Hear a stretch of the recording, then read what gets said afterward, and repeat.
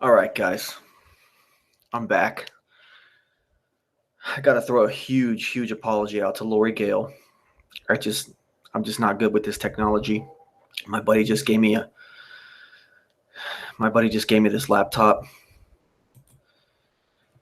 Uh, got Microsoft 8 on it, Windows 8, whatever you want to call it. Things only work half the time. Apology to all my listeners. Apology to Lori Gale. Very sorry, guys. I'm gonna have to bring her back another time. We're gonna have to sort it all out before we go on the air. I'm gonna have to do it right. That's my first time even trying to even have a guest on. But let's get started with the chat.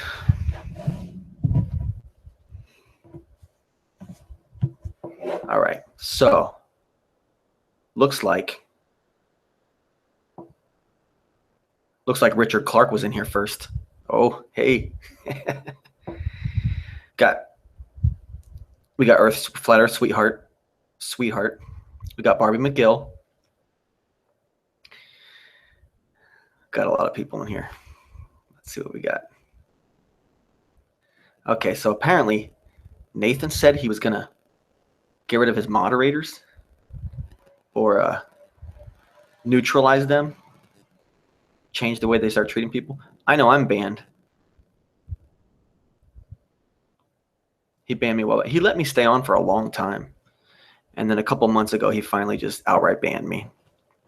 Or maybe he was doing that ghost ban thing where he could still read what I'm saying, but it won't go live. Richard Clark says he's kind of proud of Nathan. Never thought he'd say that, but I don't understand why.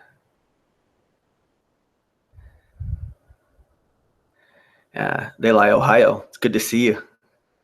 He says that Nathan's called him every name in the book, but he still finds Nathan entertaining. You know, lately Nathan's not been so bad. He's not been that bad lately.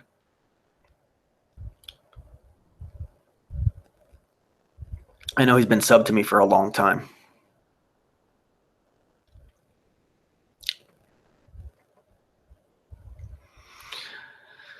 Nathan apparently told Richard Clark to suck his balls, but Richard Clark doesn't swing that way. Tom Fuller of the ISS says, do you guys think we're ever going to get answers about the flat earth while the potatoes flood YouTube with nonsense? And what will it take to wake people up to the obvious drama unfolding before us? The drama's been unfolding for a while. Some people say that my cutthroats and top brass videos are what started the drama. I think the drama started a little bit before that. I think that when I put that out on April 1st, a lot of people thought it was April Fool's Day joke. It wasn't. Obviously wasn't, because then I came out with both those videos. They Lie Ohio says, the only way we're going to know if the earth is flat is to go all the way up or go outside of our system. And I just don't see that happening. I just don't see it happening.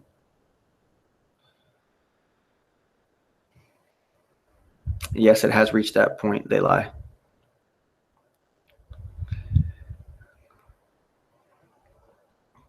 We got Barbie McGill in here having a good old time.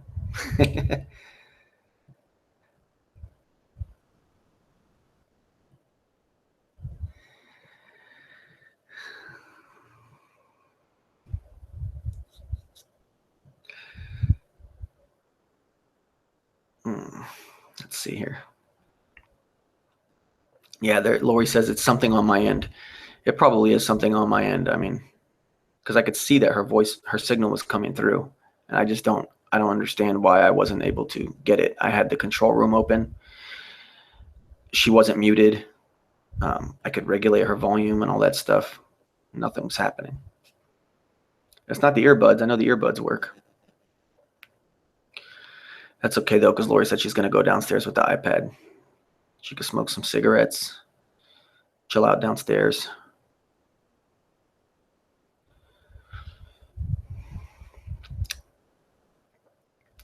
Lori says, Tom, hey, I love your channel. I gotta check that channel out. I think John LeBon just mirrored a video of his recently.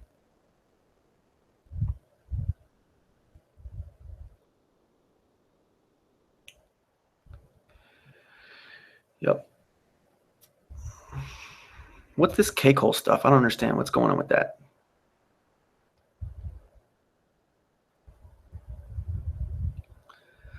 Del Croy, it's good to have you in here.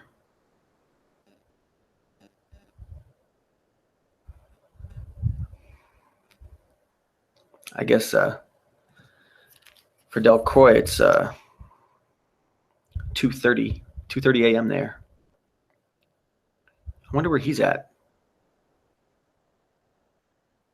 He's 7 hours behind us. That means he's somewhere in Hawaii, something like that. Australia. He's got to be Australia, right? He's Australian. Or New Zealand. Probably Australian.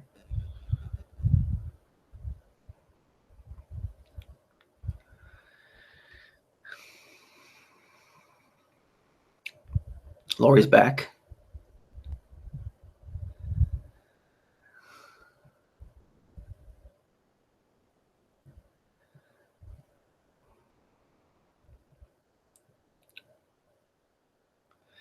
Okay, Tom Foolery ISS says, they ignored me in their chat the other day. I kept asking if anyone else felt like Antonio was in the chat bushes. I don't think they thought it was as funny as I did. And Lori says that Nathan was in Jed's hangout spying on them. I mean, Nathan's always hanging around. He's been subbed to me for a long time. You know. I don't know why. Maybe he's only subbed to me because he wants to hear the shit that I'm going to talk about him. He wants to know exactly when it comes out.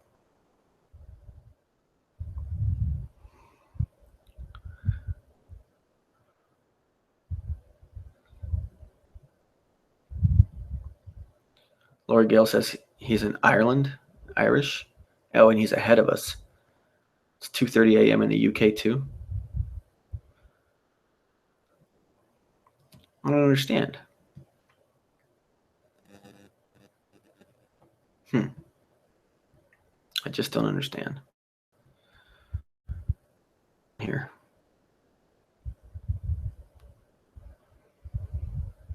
Oh, Chris Truthseeker is in the house.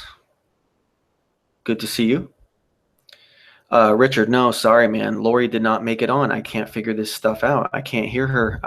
I need to take lessons. I've been in Hangouts. I sent her the link. She linked in the audio. Her signal was coming there. She was looking forward to it too. I was looking forward to it too. I wanted to talk about Patty. I wanted to talk about some of the stuff that they've done to her. Now, I remember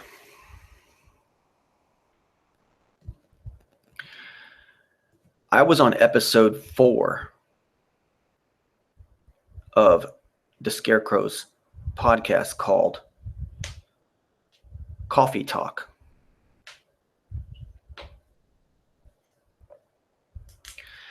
And I believe Lori was the guest either right before me or right after me. I think she was right after me on episode 5. And I think I heard from a little birdie that there was some kind of scheduling conflict between Lori going on Scarecrow's show and Lori having been invited on Patricia's show. I think Lori, being the stand-up gal that she is, might have told Patricia that she wasn't going to go on Patricia's show and that she was going to go on Scarecrow's show instead. The real question is, was Patricia trying to flex her muscle? Was she trying to flex her scene points on both Lori and Scarecrow at the same time by trying to take Scarecrow's guest from him? That's the real question. I think that Lori was scheduled with Scarecrow first, and I think that Patty, in an attempt, because remember, Patty's a fucking psychopath. She is a sociopath. I think in an attempt to flex her muscle, she announced that Lori was going to be on her show. And since Lori was going to go on Scarecrow's show, Patricia got pissed. Patricia started dissing Lori. She was worried.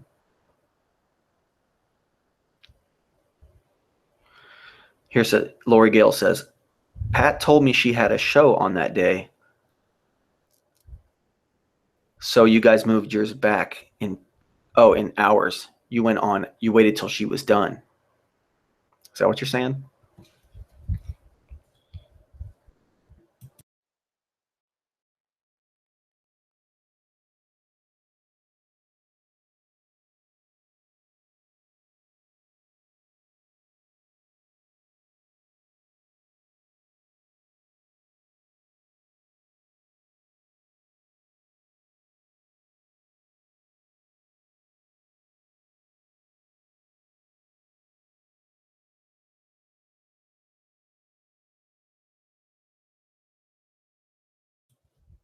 Okay. Lori says, yeah, that is what happened. See, if Google Scroogle Hangouts didn't mess with us, we could have this conversation on the air.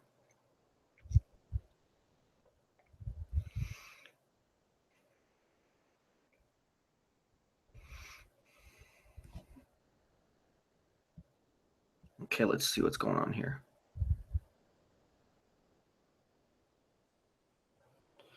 She says, no, it was not like that. Okay. Antonio was on Martin's Hangout, so maybe they got joint custody. Get it? Joint LOL, says Richard Clark. You know what, Richard? You like your jokes? I like your jokes too. Don't you forget it. Okay. And, okay. Tomfoolery of the International Space Stage said, I had this ex, and when I had to go pick up my son on a Friday, she was in her wedding dress. Why would you have a backyard wedding with 4 people and arrange it on a drop-off day? Okay, Lori says, then Antonio fired up a hangout at the exact time that her and Scarecrow. She says the exact time mine was on. I'm assuming the one that her and Scarecrow did together. And Richard Clark says, to try and drive you nuts.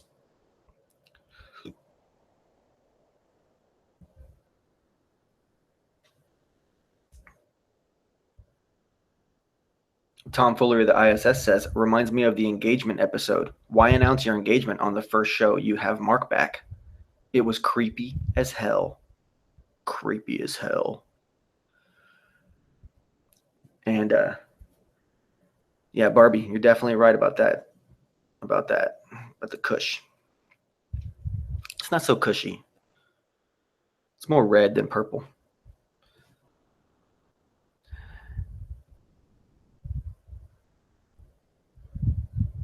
Richard Clark says, T-O-M, Tom. And her, okay, I guess that's to tomfoolery. And her show this week was like going back in time.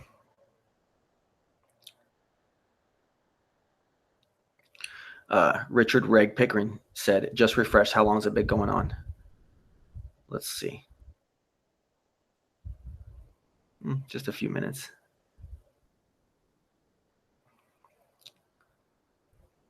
Okay, so here we go. I wanted to talk tonight about how here's Lori Gale. Sorry guys, in my last episode I kept forgetting to read who was saying what. And I bet it was really confusing. And I also didn't have my pop filter. Last time, and all my P's and all my B's were absolutely horrifying. Okay, let's get down to business.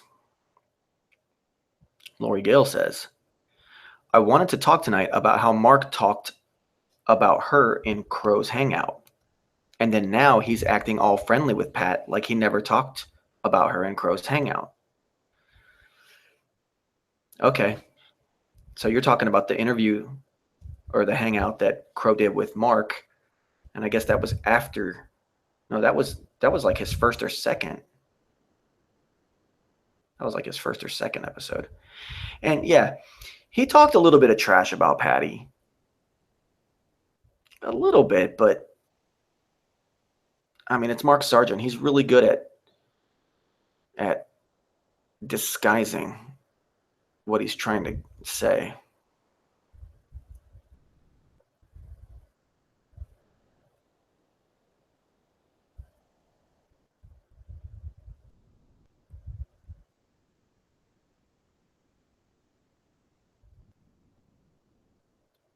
So,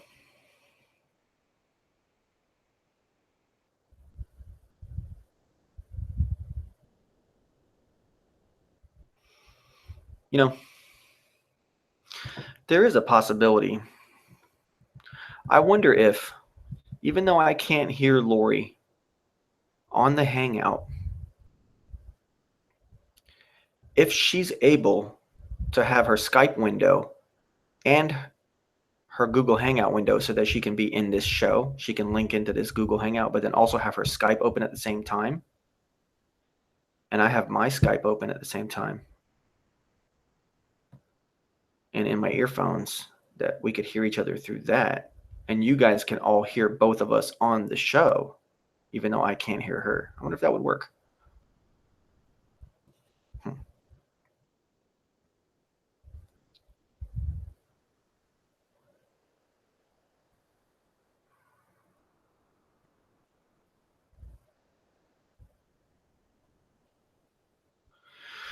Oh, okay, okay. Mark said during Scarecrow's show that Patricia said she wanted kids.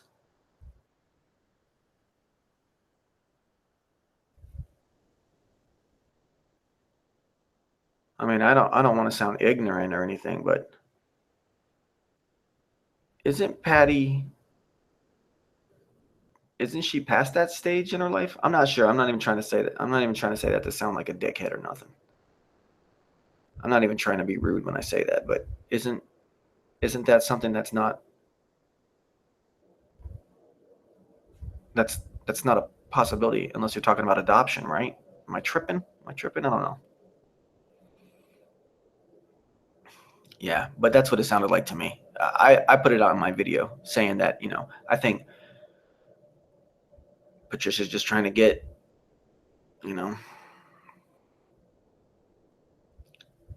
she's looking for the dead hubby money.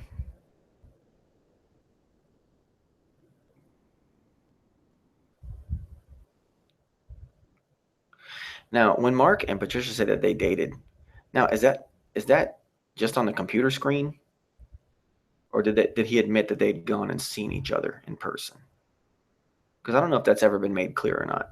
I don't know if that's information that they've ever released, whether or not they'd seen each other in person. They always said that they'd never seen each other in person. So they're just dating through the computer screen. That's not really much of a relationship, if you ask me. I mean, I don't know. You never actually meet the person. Is that really a relationship? I mean, it's a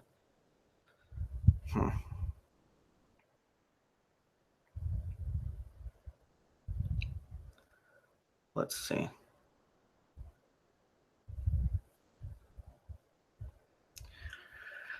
Tom Fuller of the ISS says, funny thing is, Sasha lives 45 minutes from him, and you could not pay him to hang out with her. I don't think anyone wants to hang out with that thing, with that young lady.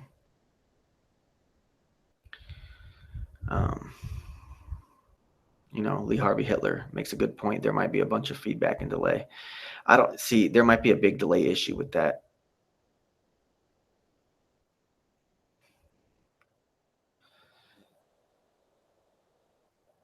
Barbie McGill says, wow. I'm not sure what she's saying wow about.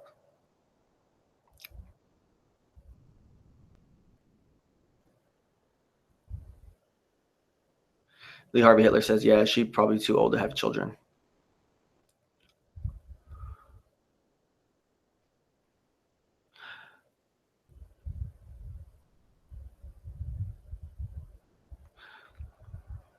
Richard Clark says, I think he meant Sasha VB. Yeah, I was talking about Sasha. I don't see anyone wanting to hang out with her. I was not talking about Barbie McGill. Yeah. Barbie McGill is very supportive. She found my channel maybe a month ago, discovered it for the first time, I believe, and said, wow, this was hilarious. I think she watched my roasted potatoes video or something along those lines. Maybe my flat earth love triangle video. And she said, wow, this is great, And then I think she subbed to me at that point. Thank you so much.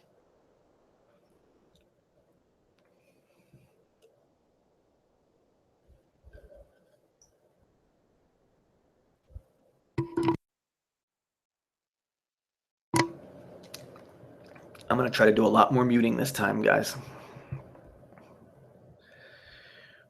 Okay. They could adopt. Yep, they could.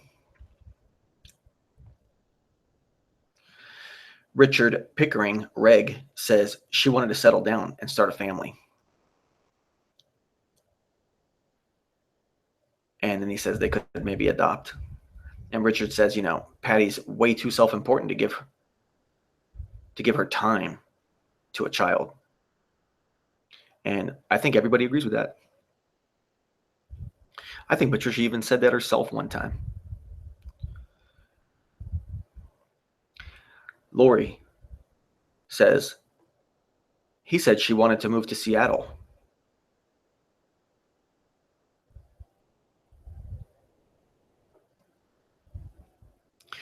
Lori says, Richard says, Reg says, I think he said that, I think Mark said that Mark and Patricia met online. Lori says, yeah, she's 54, probably not going to have kids at that age.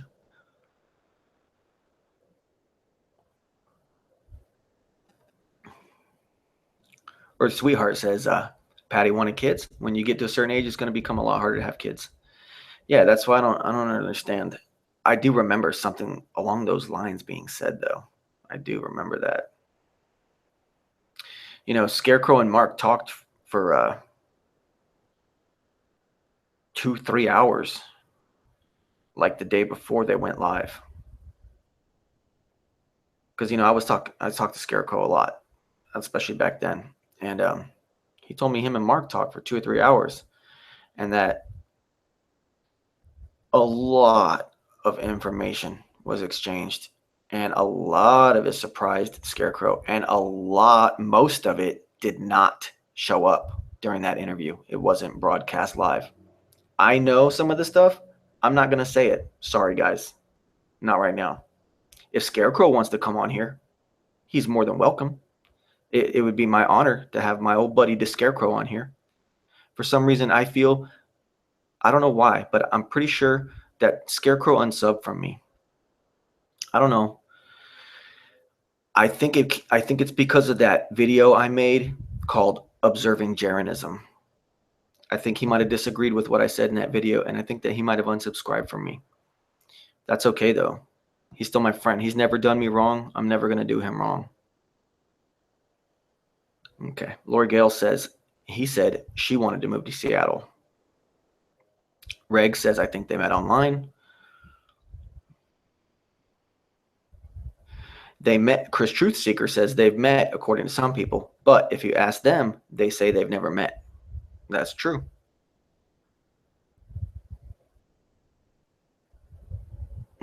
Tomfoolery, the ISS says, I'm really disappointed Martin left. I had so many questions for him, like how many spliffs it takes to get to the center of a conspiracy. Victoria says, dang, I got no notice. That's okay. I'm going to be on here for a while.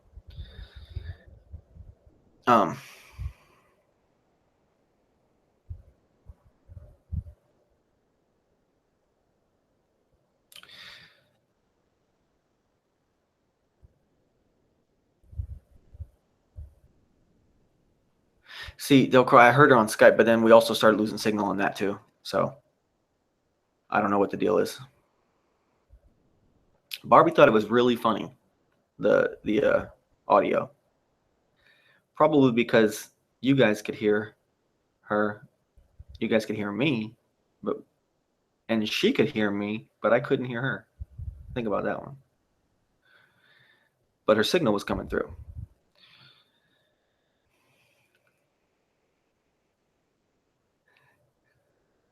Well, Victoria Sarton is officially back. You really didn't miss much. You missed what, like five minutes? It's okay.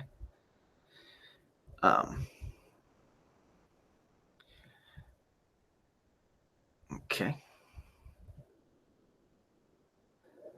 Delcoy had to get up to type this. He has to go back to bed, guys. I better stop talking. I better stop addressing him.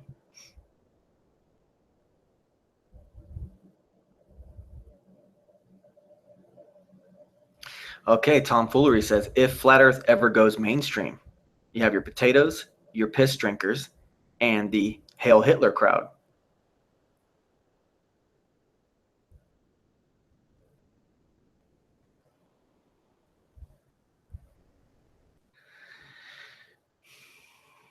Yeah, I was thinking about making a video on whether or not Flat Earth is ready to go mainstream. At the time, I had gone to check on Jaren's channel just to see what was going on, and he had made a video. And the video, I don't know, it was a nice gesture, but it's what led me to make my video called Observing Jarenism, because of the interactions we had. He made that video, and the people, now I'm a flat earth dogmatist. I'm flat earth to the bone. So don't ever question that, guys. But this video showed a bunch of people, a bunch of very familiar people in the scene, declaring themselves flat earthers, over a year ago or something like that. And something about it gave me the creeps. Not the people, it was just the people in the video seemed uncomfortable. So a lot of them seemed uncomfortable saying that they believed the earth was flat, but they were doing it anyways, and they sent it in. And it gave me a strange feeling watching it and seeing these people. It almost looked like they had been coerced to send the videos in. I know that's not the case. I know the people felt like Jaren had good intentions and they sent their stuff in. It's kind of weird that he waited a year to do anything with it.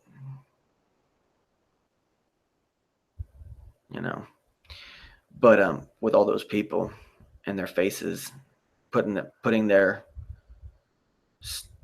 themselves out there like that, putting like maybe their professional reputations on the line, had that material been misused, I mean, maybe people badgered him and said, hey dude, I sent you videos of my face saying, I believe the earth is flat, this, that. Are you gonna make something of it, or are you just gonna store that data and do something with it later? Like, what's the deal? Maybe he was forced to put that video out. But anyways, he put the video out, and it comes out, and it's got the people, and they all look uncomfortable. And Dan Pratt, as far as I knew, Dan Pratt wasn't really associating with Jaren, let's just say. And Jaren blasts Dan Pratt's face up there from a year ago, and you could see the play right there. You could see Jaren's play right there. He was trying to lump Dan Pratt in with himself. It's all games, people. It's just a bunch of little fucked up games that these top brass and these potato fuckers are constantly playing. They're always manipulating. Every fucking thing they do is a manipulation. You see some bullshit like that. Dan Pratt wasn't buddy with Jaren when Jaren blasted Dan Pratt's fucking face on that video. You know what I'm saying? And see, I had no problems with Dan Pratt. Never have. Never have. Love Dan Pratt. Always have. And I came out with that video. I looked through my subs. Dan had unsubscribed me. It felt strange. It felt like Dan was mad at me. This is all just speculation, but it looked to me as though Dan Pratt was mad at me for dissing Jaren's video that had Dan Pratt's face in it. But I wasn't dissing Dan Pratt. I was dissing Jaren in his video. Dan Pratt's just there by proxy. He's just there by association. He had nothing to do. I wasn't blaming him, accusing him of anything. So I wrote Dan on his video, on one of his other videos, saying, hey, man, why'd you unsubscribe from me? You know, what's up with that? You know, I'm a huge fan of you. I'd come out with a video saying that Dan was one of my favorite channels. And he said that he didn't unsubscribe from me. He's like, no, there's no way, brother. I would never unsub from you. And I look and I don't see him there anymore. Maybe I'm dumb. You know, maybe he's hidden, but I can see all my subs. And I wish Dan would come back. I wish he'd come back and, you know, resub each other again and all that stuff, you know. I think Dan's kind of, you know, pulled away though from all this. People are going to say it has something to do with his video where he, you know, needed some help from the community. But that's neither here nor there. I have no opinion on that whole thing. It's none of my business, man. This is a free forum. This world is a free in that way. People can do what they want.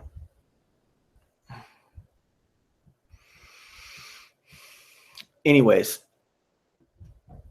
Jaron comes out with that video and he puts this fucking elevator music, this cheesy ass elevator music to it.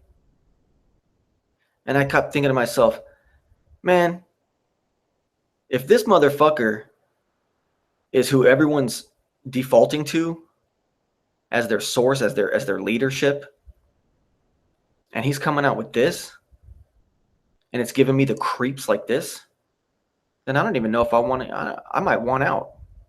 But then I thought, no, fuck that. I have my own channel, and it's not all just about Flat Earth. I talk about other crap too. But mainly, lately, I've only been talking about social dynamics and, you know, psychology-oriented matters. I think that stuff's interesting. I don't think that there's going to be any new Flat Earth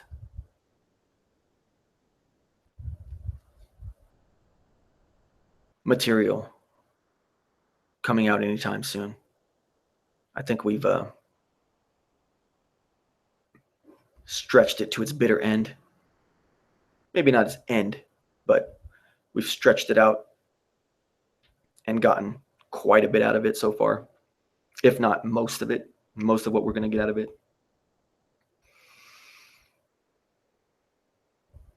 And I see strange people doing strange things, dominating this small pocket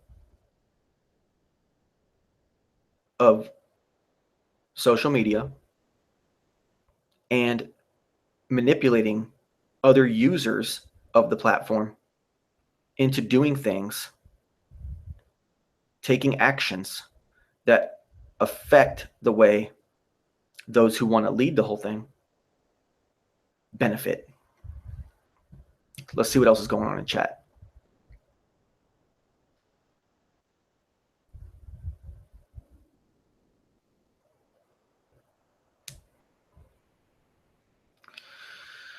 Okay, I'm going back 5-10 minutes.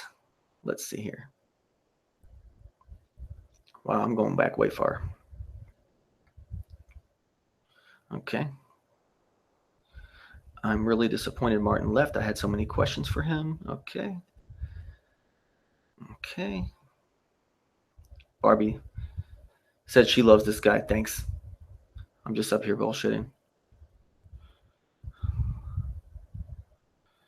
Oh, Lori called me. I didn't answer. I'm just not sure.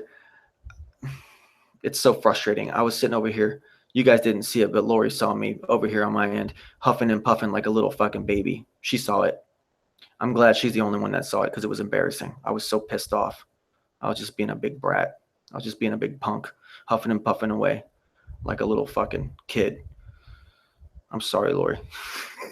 You will be on my show. You're going to be my first guest. End of story. You are going to be my first guest. So for what it's worth, please accept my apology about all that nonsense.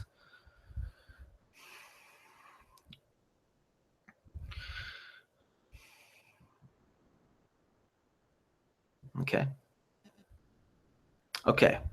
Reg Pickering says, it's strange the dynamics between Patricia, Mark, and Sasha. The story doesn't add up. There's a skeleton in the closet, I think. Well, when you just step back and you take a look at Patty and the fact that she's a woman that wants to dominate this pocket of social media that was well established before she came along, and then she just kind of like slammed her way in and tried to take over, and then flirts with many dudes live on the air, and then admits that she has gone and taken vacations to meet with these guys. Of course she's hooking up with them.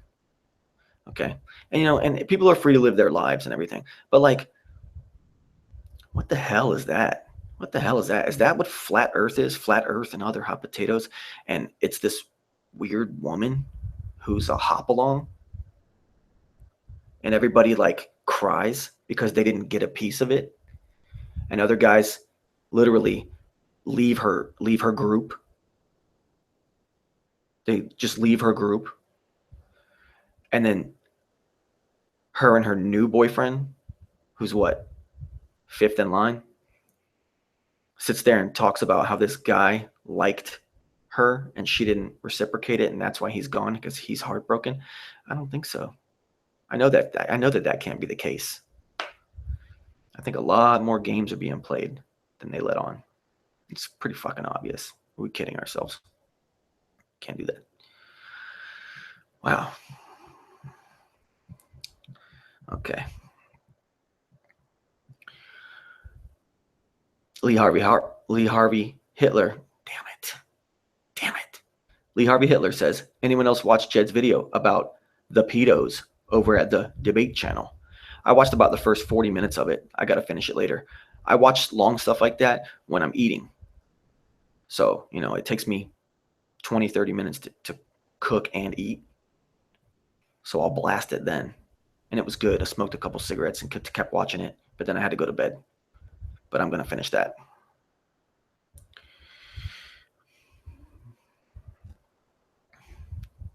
Barbie McGill watched it. Yeah. Oh, Lori moderated it. I guess it was live. I mean, yeah, it said it was live on there.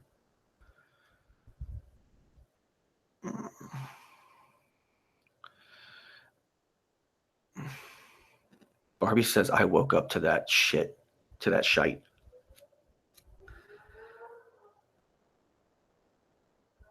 Victoria says, validation boy, I think Crow just backed away from all of this. He has no issue with you. Yeah, I know he doesn't have an issue with me.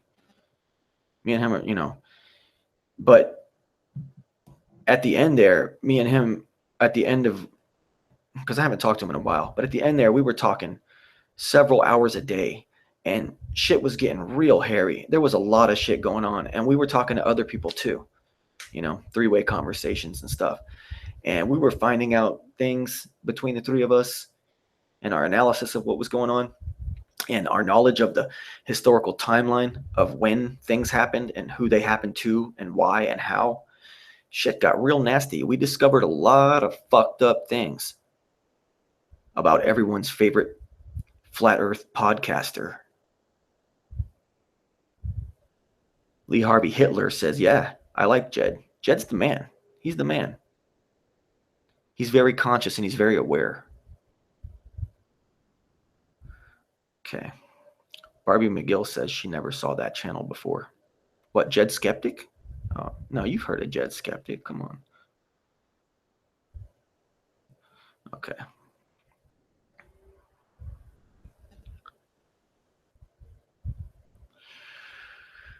Victoria says, I was saying earlier how they turn on their own peeps like rabid dogs if you question them. And ain't that the damn truth?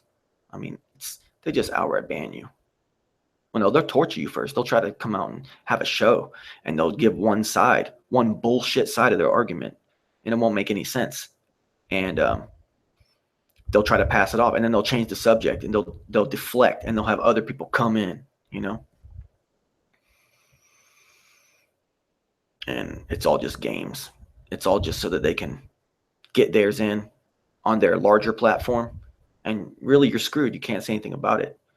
until, you know, people with a historical oriented mind come back and go and watch your video too, to see what you said about them. See, that's why you guys need to start making videos. Everyone needs to make videos. You don't even have to show your face. You can even disguise your voice in Audacity. You download Audacity for free. You go in there and record your voice, and then you go to effect and you can change the pitch. You can wash it out. You can turn yourself into a robot. Doesn't matter. You need to come out and you need to let people know how you've been fucked with by these people, these fucking demons. Okay. That debate channel seems insane. They all sound like fucking idiots, says Lee Harvey Hitler. Lori says, did you all see what Dell from Imaginary Curve did on her?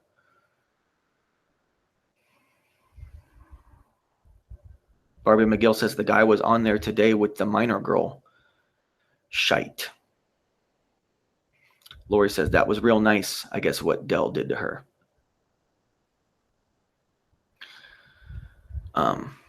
Lee Harvey says, no, I'm not subscribed to that douche. Richard Reg Pickering wants to know what happened.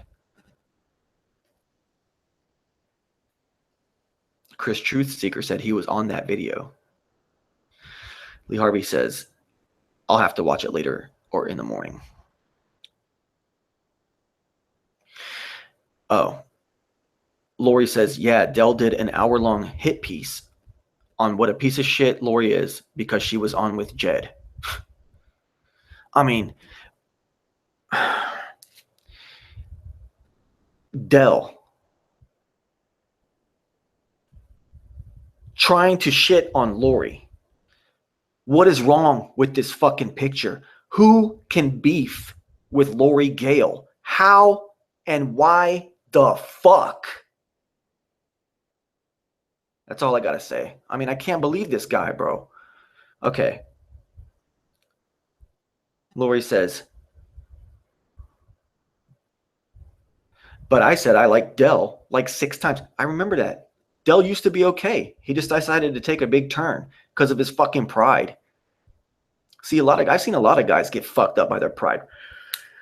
There's 2 guys that are really, really, really well known in this community. I'm not going to say their names. And they're behind the scenes, and they're still allowed around places, but they're definitely behind the scenes, and they're definitely early contributors.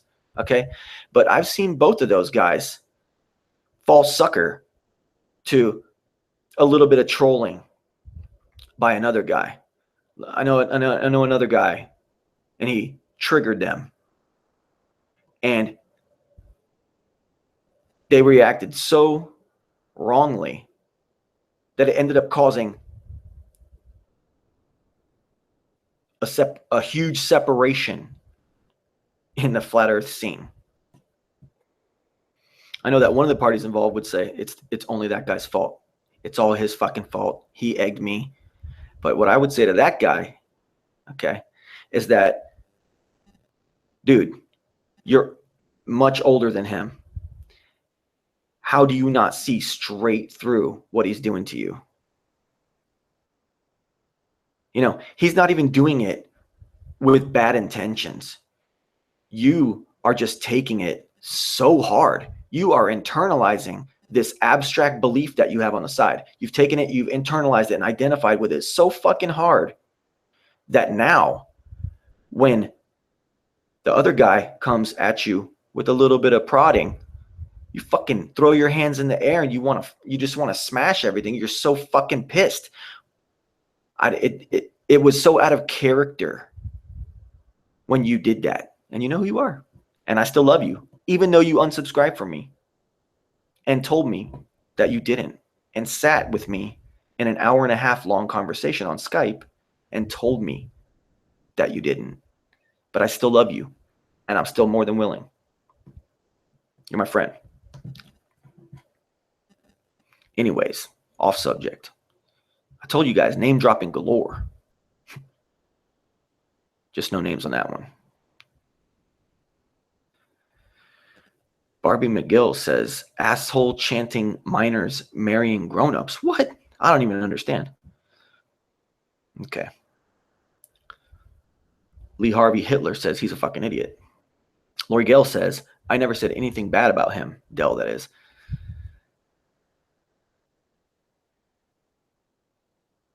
Barbie says she tried to join to ream him out, but I had to go, and she had to go and take a call instead.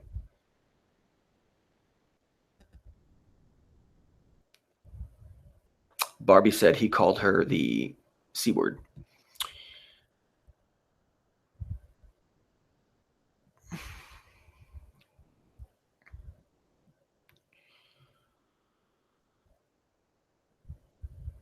Chris Truthseeker raises a very good point. And, and I could be totally wrong about the guy who I think unsubbed from me. I could be totally wrong, and it could be what Chris is talking about right here. So if that's the case, big deal. We've talked so much. You understand me. I understand you. Everything I just said, I'll say it right to you from there. So take that for what it's worth.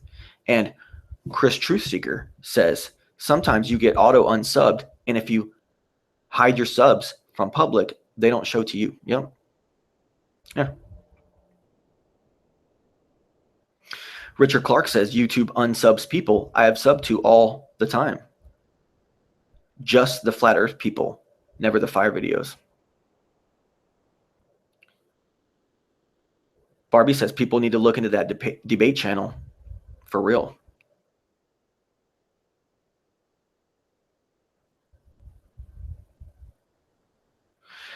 Daniel Pratt, if this is the real Daniel Pratt, says, bro, we never left, bro. I saw this because it's in my feed. Again, got no problem with you, bro. Okay, I mean, that makes perfect sense. See, I don't understand. I don't understand. I hope that you heard everything I was saying, Dan. If not, go back. Explained it. I tried to explain it pretty well. If this is the real Dan, much love and much respect, brother. Seriously. Okay, so Richard Clark says, yes, indeed. YouTube does unsub. I mean, I'm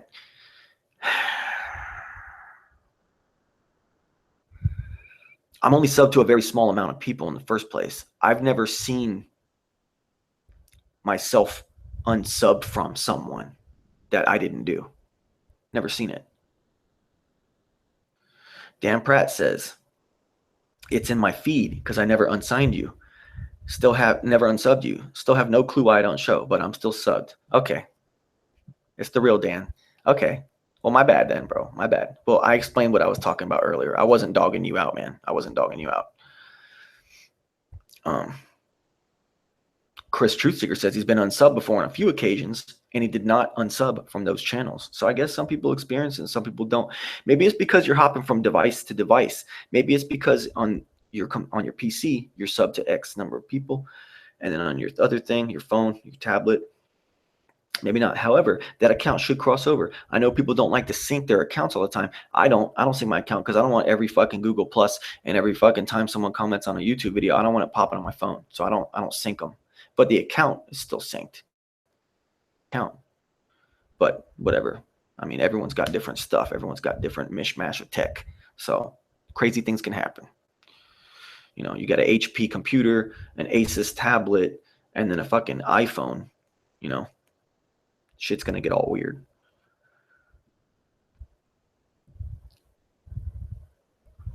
Okay.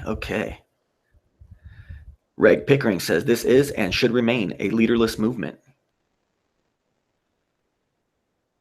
Richard Clark says, where are you now, Dan? Chris Truthseeker says, hi, Dan. Now, just so you guys know, there is no moderation on my channel. This is a trolls haven. All trolls of all kinds are all welcome. And if your shit is good enough, it gets read on the air. So if you're going to come and be a troll, do it good. Because if you do it bad, I'm going to read it out and show how shitty of a troll you are. If you want to say shit, I mean, right now, everyone's getting along in my room. But if someone comes in here, fuck. Let them lay into you. You lay into them. It doesn't matter. If it's good enough, it's getting on the air. Okay. Victoria Sarton says, Patricia, Nathan, and Mark are trying to get that reality show. Okay. You guys got to bear with me. I'm going to be back in just a moment. It's going to be about 2.5 to 3 minutes. I will be right back. Please don't go anywhere. Time for some special effects.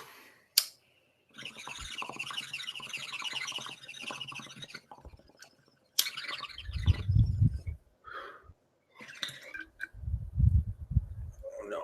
Oh no.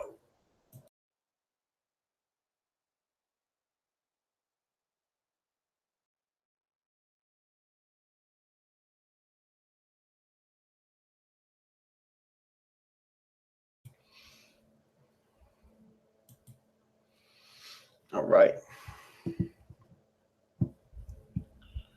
Everything going well. Everything's going well. Now, as far as a reality show goes, audio check. Okay. As far as a reality show goes, there was an episode of Hot Potatoes where Patricia randomly starts asking her panel if they want to, or how they would feel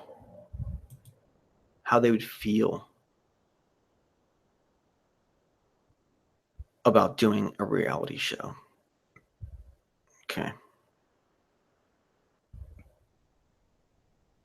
Is that what her trip to the UK was really all about? Did they actually film the show while she was there and we don't even know about it, and then it's going to come out?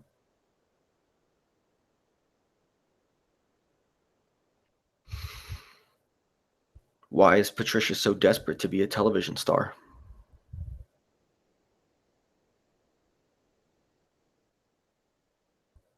Does she really think she could make it? She does say she's Jewish and that she has Jewish connections. Nothing against Jewish people, just that they're the ones that do own Hollywood. Huh. Was that her plan all along? Gotta take care of a little business. Stay with me.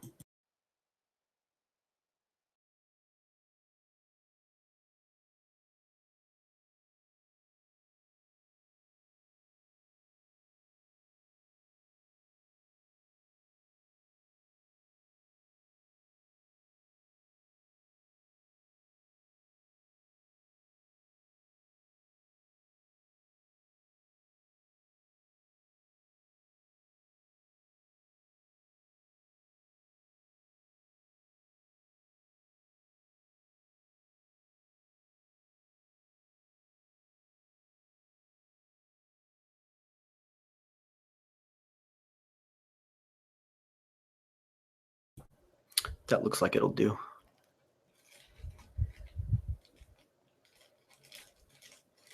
Then again, tomorrow's Friday. Oh, man. All right.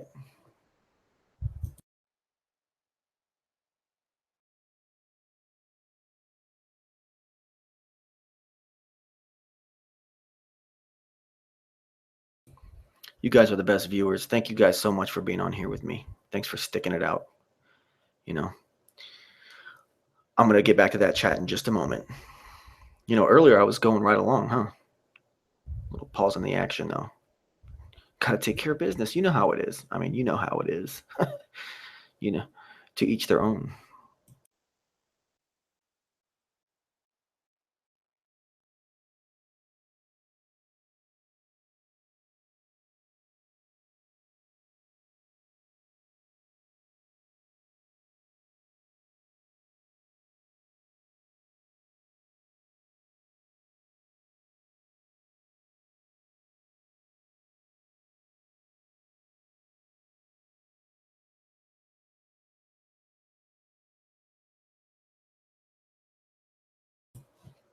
The face of addiction.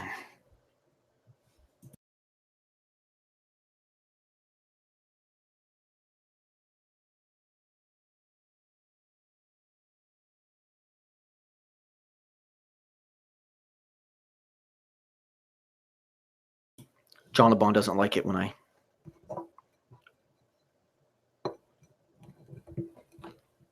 participate in certain activities. and try to communicate with him on shows.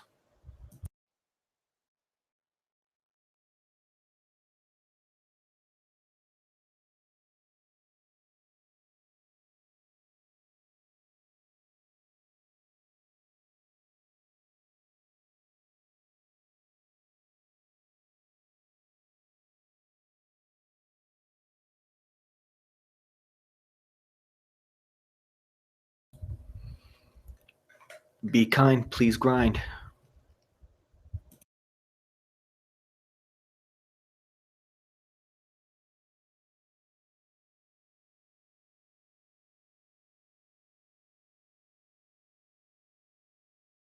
The dark shadows help hide my mischievous biddings.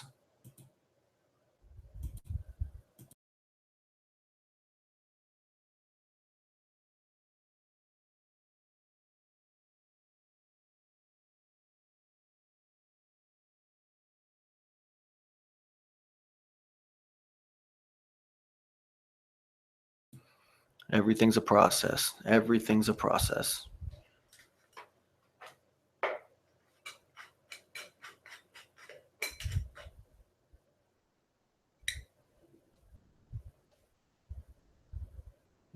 Makes you wonder, though. Sometimes you watch these hangouts and you see them saying things that you've said in comments, or that you've said in your own videos, or that you've said in your own live streams the very next day.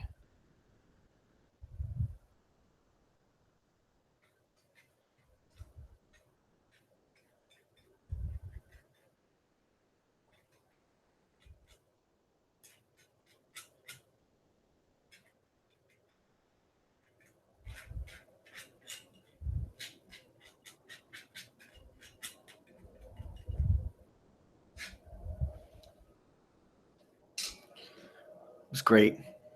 Nathan came to my video, to my hangout the other day.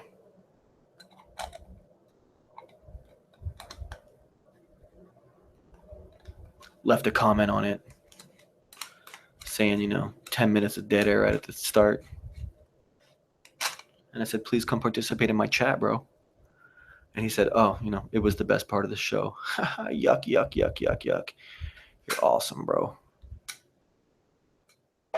You are officially too cool for school. Now let's see. Let's see what kind of shenanigans I can get myself involved in here.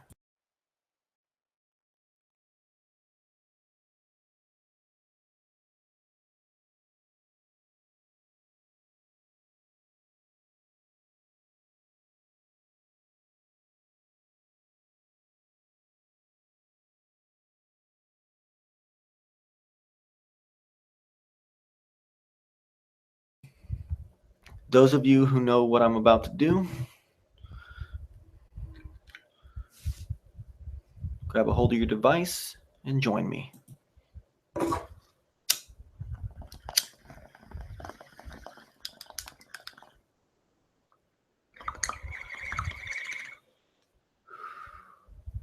Let's do it together.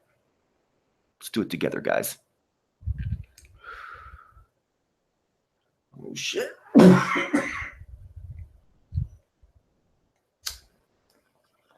Where were we? Sometimes during these live chats, people, when you're listening to them, you're just going to zone out anyways. Little dead air is nice. Maybe if someone's out there trying to fall asleep, maybe it helps them, Sometimes it does. Okay, Dan Pratt says, okay, that's funny as hell. He just clicked in and that's what I was saying. Yeah. Well, like I said, yeah, just go back and listen. You know what I was saying. You'll hear what I was saying. Richard Clark says, Dan, your ears were itching. Hey, it's possible, man. It's possible. Victoria says, Washington is beautiful, which is where Dan says he's at. Richard Clark says, Martin's a strange duck. Mm-hmm. Now, David Sawyer says, yeah, the JLB MetaFe is just a bullshit wannabe intellectual limited hangout. What are your thoughts on John LeBon?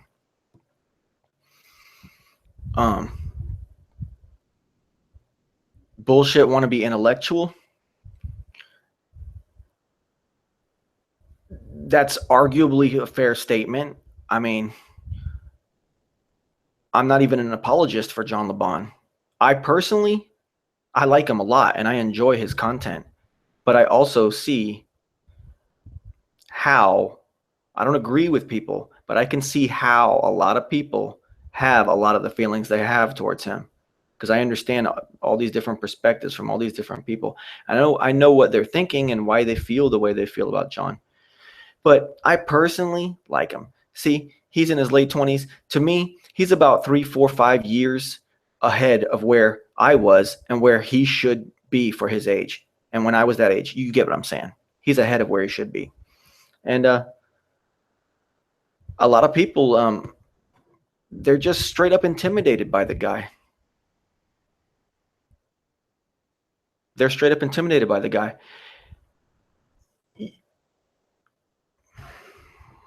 And that's their own problem. He can, to some people, he can appear intimidating, sure. But he just enjoys researching, man. He enjoys finding out more truths. And he likes to take things that conspiracy theorists find and take them to the next level and the next level. If he can keep going, he's just going to keep going, because, you know, if you really want to know some shit, how can you really ever stop researching, right? It's his delivery. Because of his confidence, people are jealous of that. And their jealousy comes from some kind of strange fear. And then with the fear,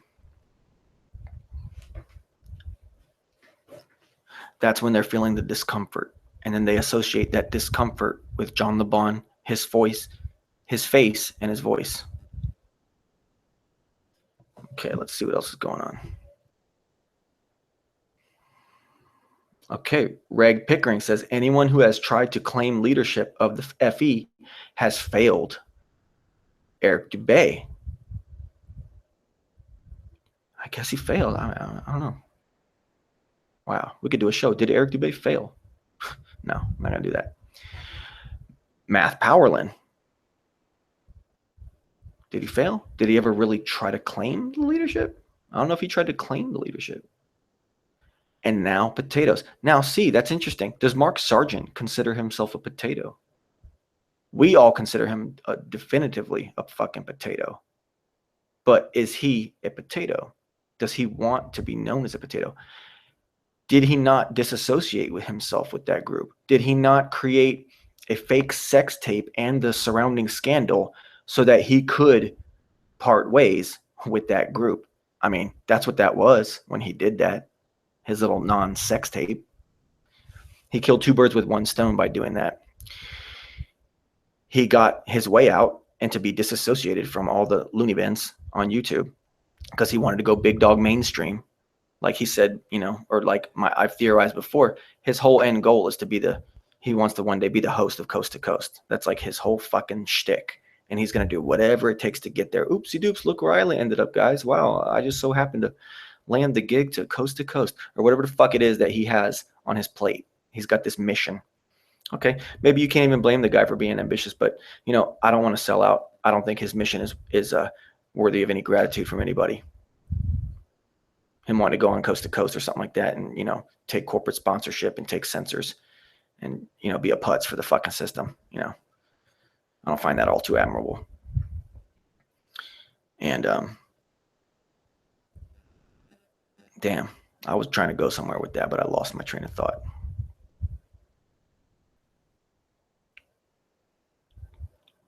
Anyone's claimed leadership has failed. Eric Dubay, Matt Powerland, now the potatoes, and you got Mark. Mark didn't want to do it.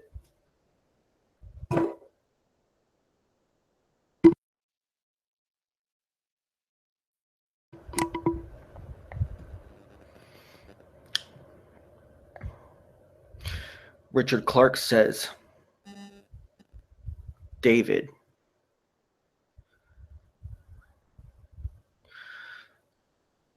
Who's David? You mean like David Weiss? What are you talking about? Richard Clark says, David, he works with the PPK. I'm assuming that means the potatoes, but pretends he doesn't.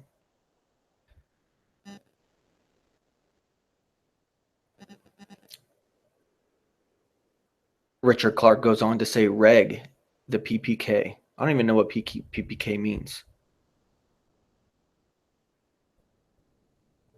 Potato Patch Kids. Mm-hmm. The Potato Patch Kids. So he's saying that John LeBon works with the potatoes.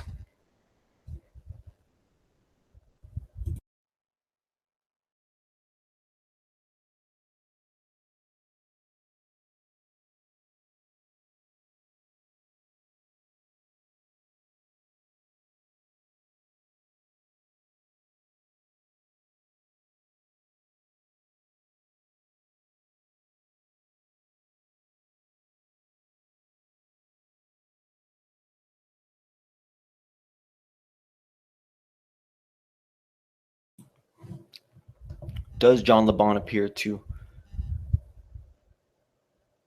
be working with the potatoes?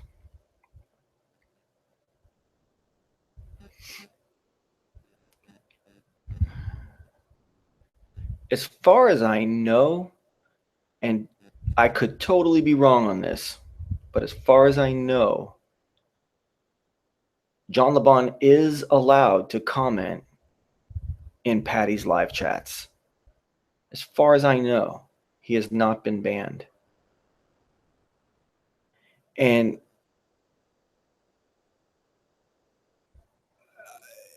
it's fair. He doesn't act like a silly troll. He has in the past on them, a little bit here and there, or maybe it was someone with a fake account. Who knows? But him just being in the room, I don't think he's disrespectful enough for them to want to ban him, because he has a pretty big, kind of a bigger channel. And if they ban him, it's kind of like, declaration of a war or something like that. You're not going to see Martin ban Patricia. You're not going to see Mark ban David. It's not going to happen. You're not going to see Nathan ban,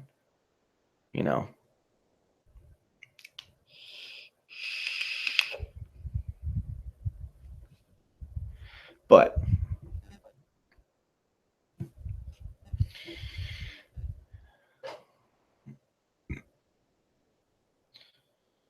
for John LeBon to be working with the potatoes, then what is the strategy behind let's just say that that's true. Just hypothetically, if that's true, what function and purpose does it serve to have John LeBon calling them jokers, retards, you name it, down the list, just insulting the living shit out of them, to their names, to their faces, mirroring other people's videos that outright mock the face of Patricia and Mark Sargent. He mirrors videos like that. What would be the purpose of him trolling them at a very elevated level like that? And showing people what's going on.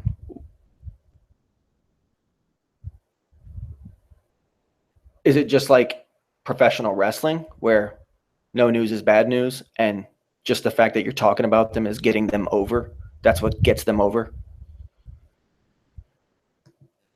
I don't think John LeBon has the time or the motivation to want to work for or with people of that caliber, of that nature, and really not all the potatoes, just some of them, and mainly just the potato. And I hope you guys are having a good time listening to Validation Boy sit here and talk shit about y'all, about the fucking leaders of the flat earth movement and others. I hope you guys are having a good time. I'm just going to fucking do it. There's not many good talk shows right now.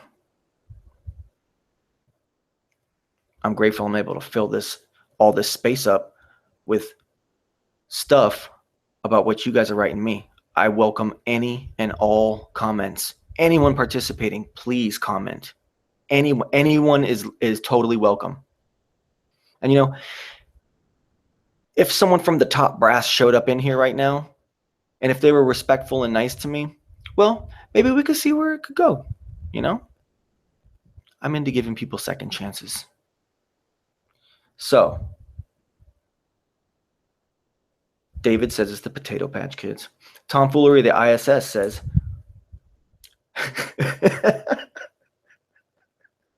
oh no, the tomfoolery of the International Space Stage says, who do you guys think would win in a fight? Antonio or Sargent? Come on, guys. That's just...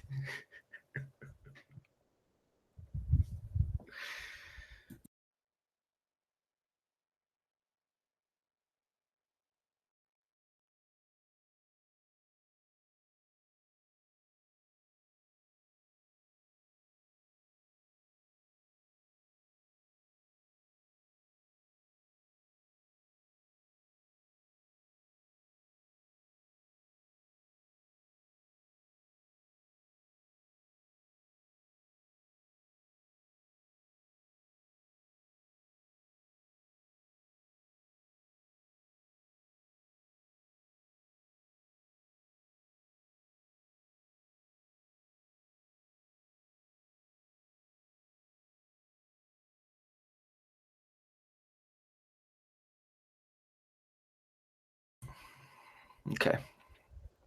I know. I was muted. So,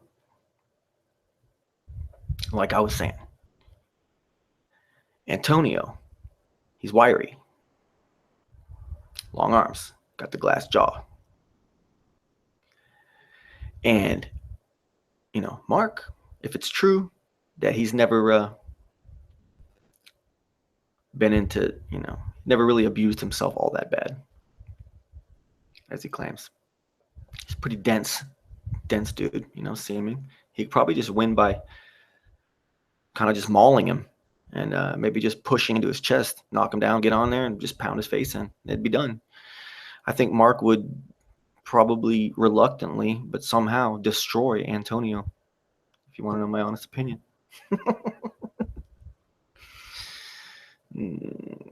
Okay, let's see.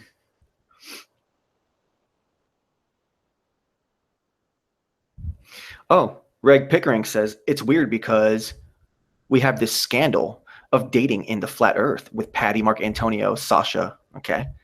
And now this flat debate channel with pedophiles.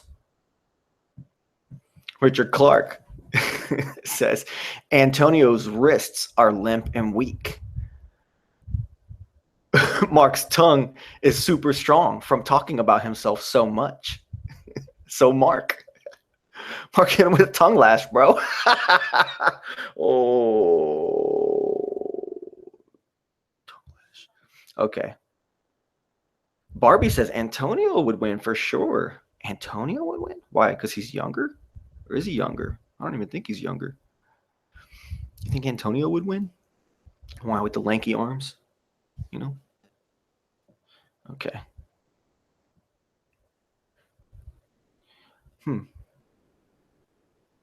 Victoria says, I thought Antonio had only one college-age daughter. I heard from secret source that is true. And then on the air, he talks about picking up some 10-year-old daughters, plural, from a school. So the snowball starting to defrost a little bit. The lies starting to catch up with themselves. Is that what's going on? So let's see here.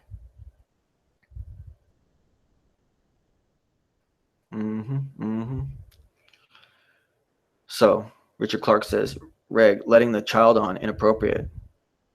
who then showed his boys to the world.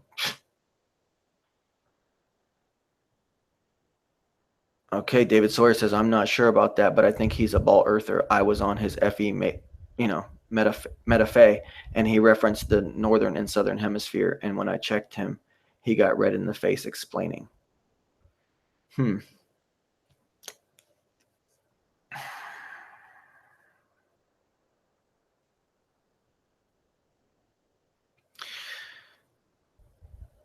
Last time I checked, and I can't speak for the guy once again, but he is a geocentrist that believes that somehow we do live on a spherical shape.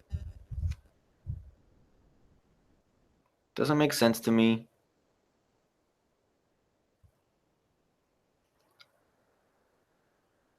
The southern star pole rotation.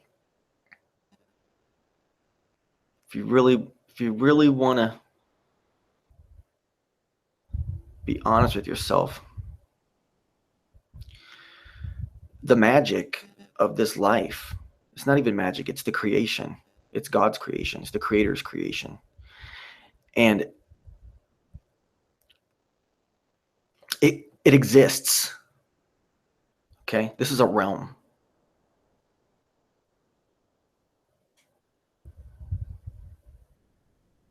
So when we're talking about things in the sky, in the distant fucking sky, such as the southern pole stars going this way or going that way, opposed to the northern, the shit don't fucking matter. It's in the fucking sky, and it's way the fuck in the sky. That's why shit in the sky has no bearing on the shape of the earth. I've said it. Others have said it. There's no escape from that obvious reality. Okay? The sky doesn't fucking matter. The moon and the sun, they don't even fucking matter. They don't matter. The earth, wherever you are, is fucking flat. Go up, go to the side, put a thing across the coast. Oh, look at that. Nothing's curving in any fucking direction. Sun does this, moon does that, sky does this, star does that. So fucking what? That's up there. It's all abstract. No one's been there. You can't go to it. It don't fucking matter. And when you say flat earth and you start worrying about, when you start being a flat earther and being like the globe busters and sitting there and worrying about all this shit that you see in the sky and trying to incorporate that shit into your fucking flat earth model, which you don't have.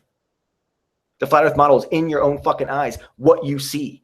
That shoots the light into your fucking receptors in your brain, however the fuck it works. That's your existence. That's your reality. That's your flat earth. It's there. You don't need all this other crap. You don't have to involve all this stuff from the sky. It's unnecessary. Why even fuck with it? It's all part of the creation, or it's all part of magic. If you don't want to believe in a creator, you're a fucking idiot if you don't believe in a fucking creator. But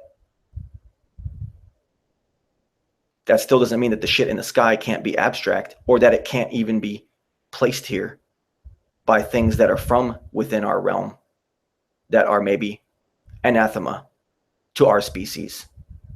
It's possible. Anything's fucking possible.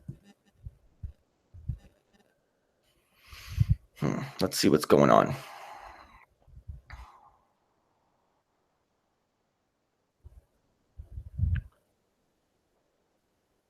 Barbie McGill says, wait a second.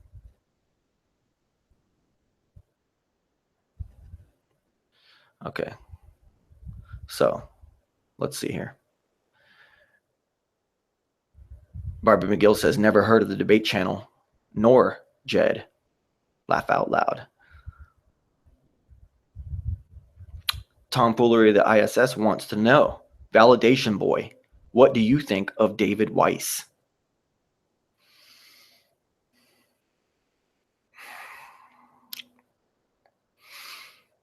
When David Weiss started getting involved,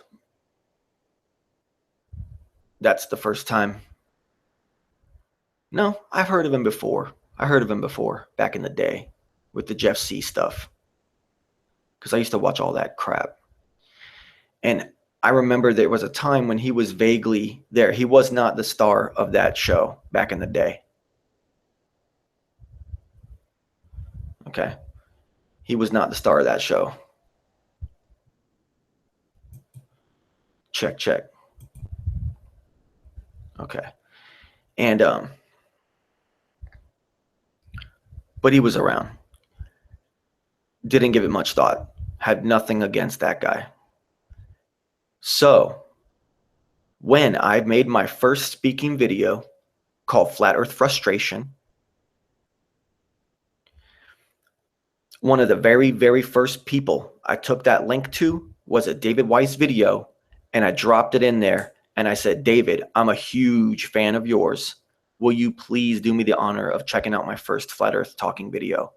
And he's like, sure. And he checked it out, and he liked it, and he subscribed to me for a short time. And he stayed with me right up until the day that I put out my Flat Earth Cutthroats and Flat Earth Top Brass videos.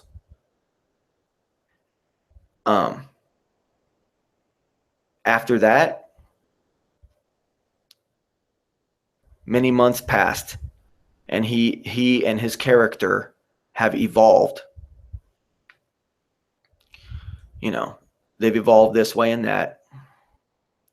And sometimes to my liking, and sometimes to my disliking.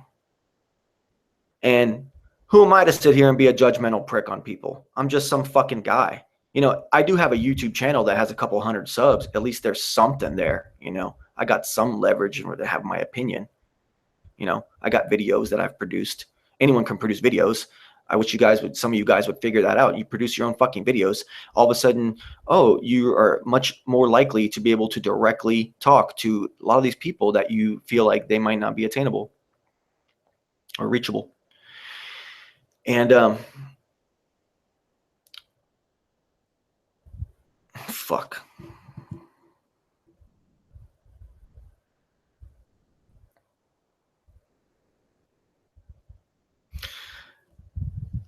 Ever since then, you know, there's been times where,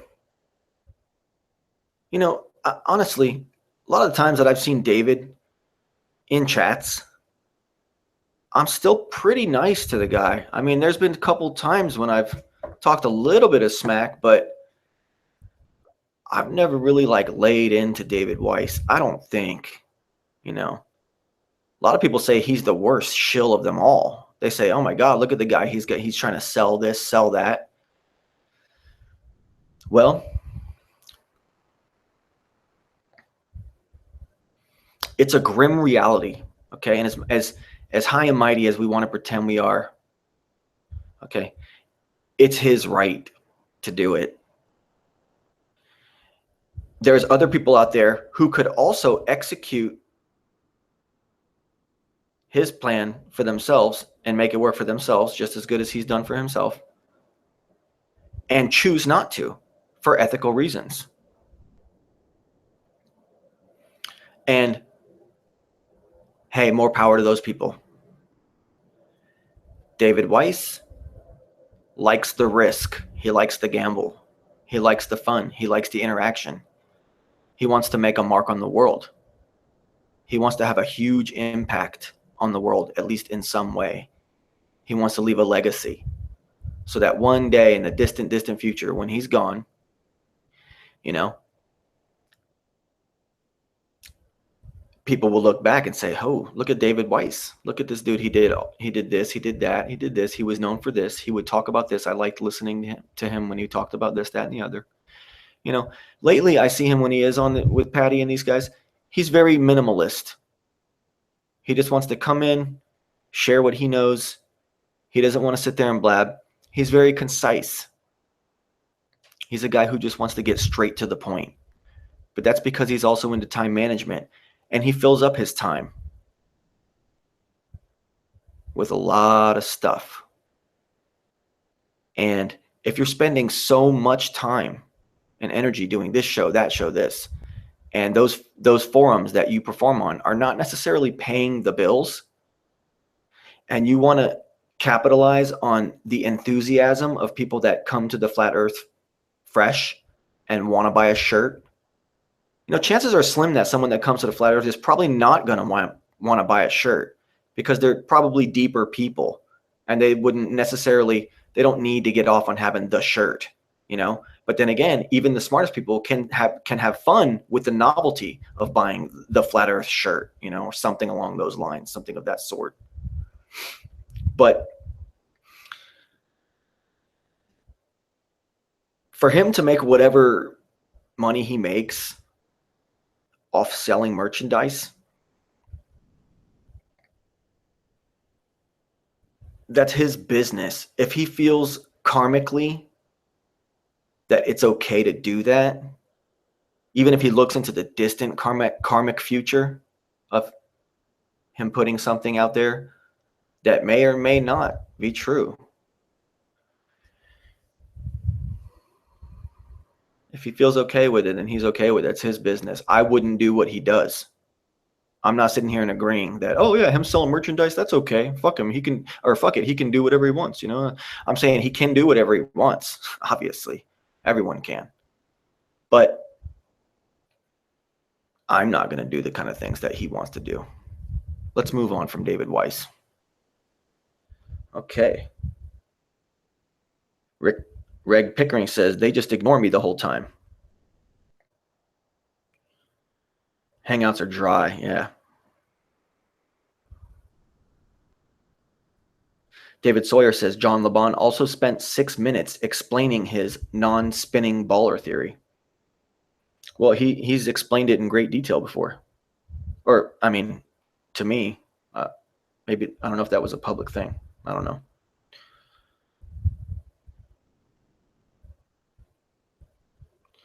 Chris Truthseeker says, I used to use Audacity. It's good. Yeah, Audacity is what I make all my videos in. Well, not this, obviously, but I got this little pen mic here that picks up voice, like better than my top end stuff. And I just use that, and it hones it in. It makes a big, huge, fat frequency and just fills up the whole fucking channel and with sound. And then I clip it down, edit out the hacking and coughing and, all that stuff. And burning it onto a dot wave. You got to burn it to a wave. If you're just doing audio, it don't matter if it's just music and you just have pictures rolling by. Anything that you're not, you got to get that sound as a wave file. It's 10 times louder. I know it takes up more space on your device. It's worth it. You're going to put a video out, get it in the dot wave. Like this guy, Pockets of the Future. I want to sit there and listen to his stuff sometimes, but I just can't hear it. I plug this little speaker thing in I got from my tablet, turn that shit all the way up, and it still sounds like a fucking whisper. Because you got to get the wave file. And if you don't have the wave file, then you need to get an external microphone. And I got this cheap ass little pen mic, and it's loud as fuck. I got this pop protector. I hope it's working. Anyways.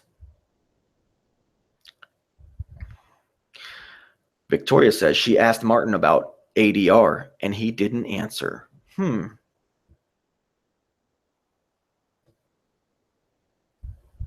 Victoria says, hey, Richard, some people looked into Antonio and they could only find one college-age daughter.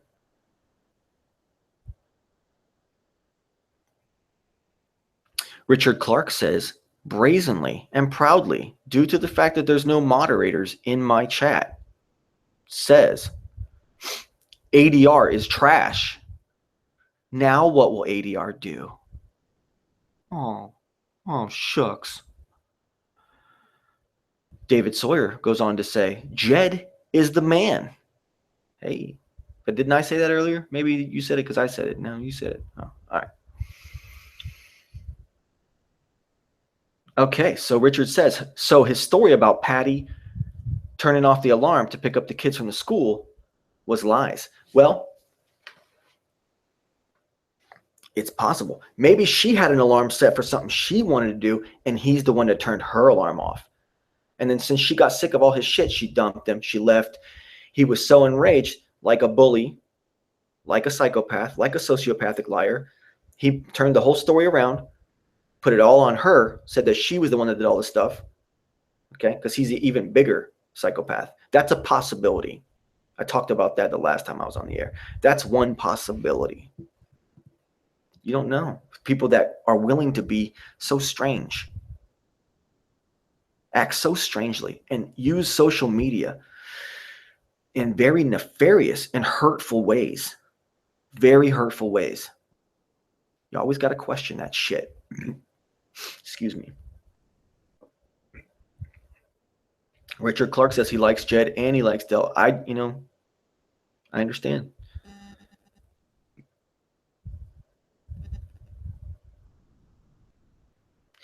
Whoa. Interesting development. I wasn't aware of this, but Victoria knows all about it. She goes on and says, I agree, ADR was mean, but it's ironic that he caught on to them and started asking questions, and so his wrench was taken away and they froze him out. None of the potato cult will talk to him. Ooh, the fucking drama. Excuse me. Sounds pretty crazy.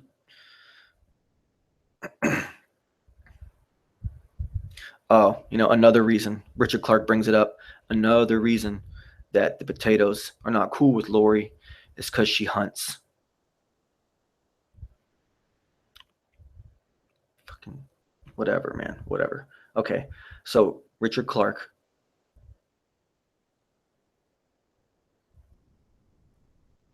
Victoria says, Richard, it's questionable about the school age kids.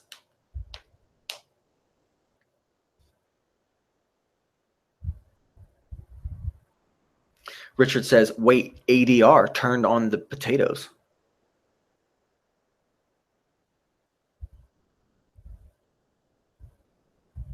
David Sawyer says, John LeBon is also good at what he does.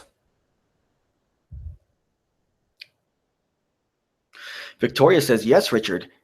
ADR contacted me after I was the only one that would talk to him on Nathan's chat today. Interesting.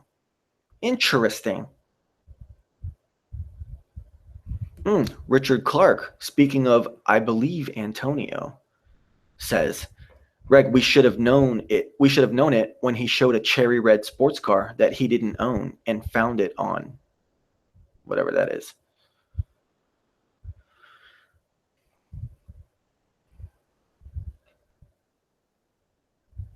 David Sawyer says, VB, don't leave us in the dark about all these ins and outs of the FE drama. We love the drama. Well, I'm not going to throw people out by name. They know who they are. I'm there. The one guy I was mainly talking to in that time there that, has such problems with John LeBon.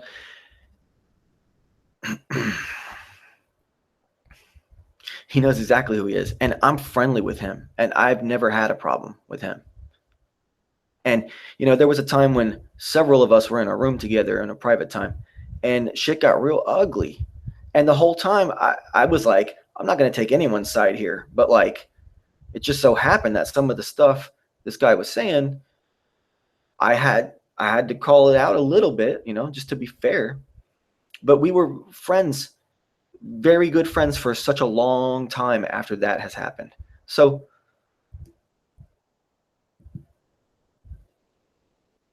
it's water under my bridge. It's not water under everybody else's bridge. I mean, because me and this individual go way back. He was one of the first people that ever talked to me. Okay. One of the pretty much probably the first person,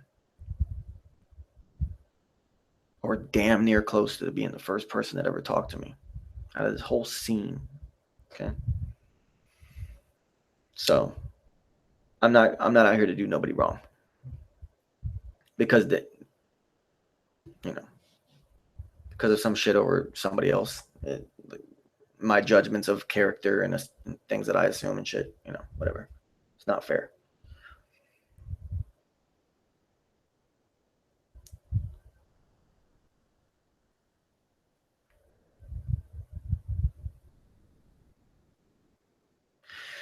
Victoria says ADR asked Patty if she met with Mark in person and knew him before FE, and ADR asked about that reality show she wants to do.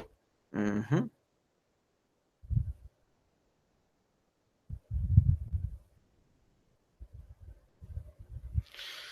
Tomfoolery ISS says Antonio Subarats says she brought 6 liters of pure turpentine and took them with her.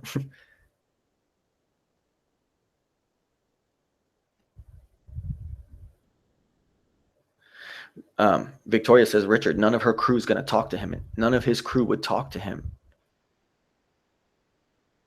None of her, Patricia's crew, would talk to ADR in chat. Wow. Greg Pickering says, that's sad. They're just going to cut him out.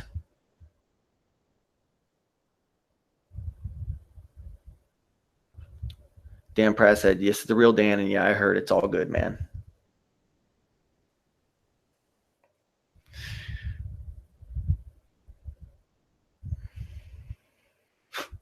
Richard says, maybe it was all a show to get people interested in the new reality. Scary. Lori Gale says, hi, Dan Pratt. Hey, Lori. And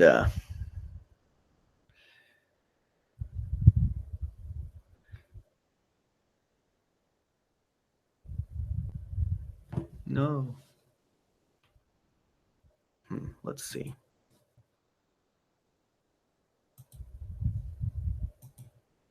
Okay. Got it back.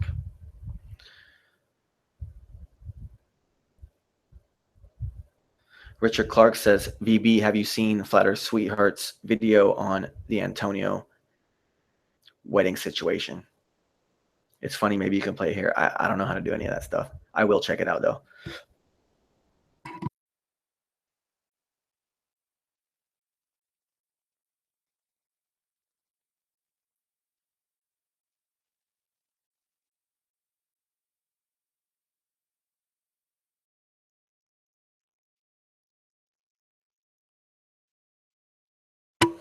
Join me.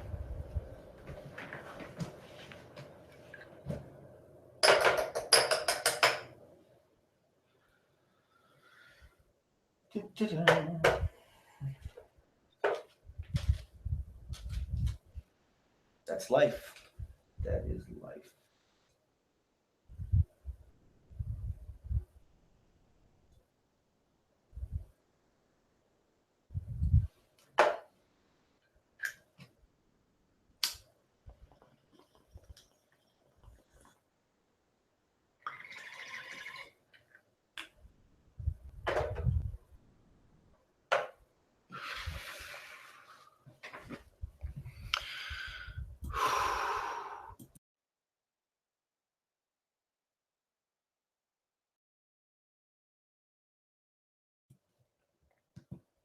Welcome back. Ooh, whew. Okay. I'm definitely going to watch that video. Tonight.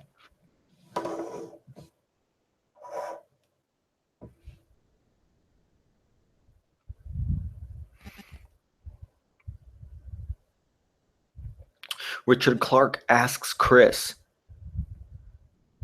did you see Jeff's video on Pat putting herself on Internet Movie Database?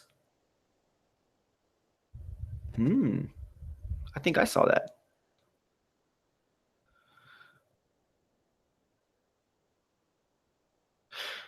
Tomfoolery ISS says, anyone have an opinion on David Weiss? I really just want to believe he's an innocent victim in the potato wars.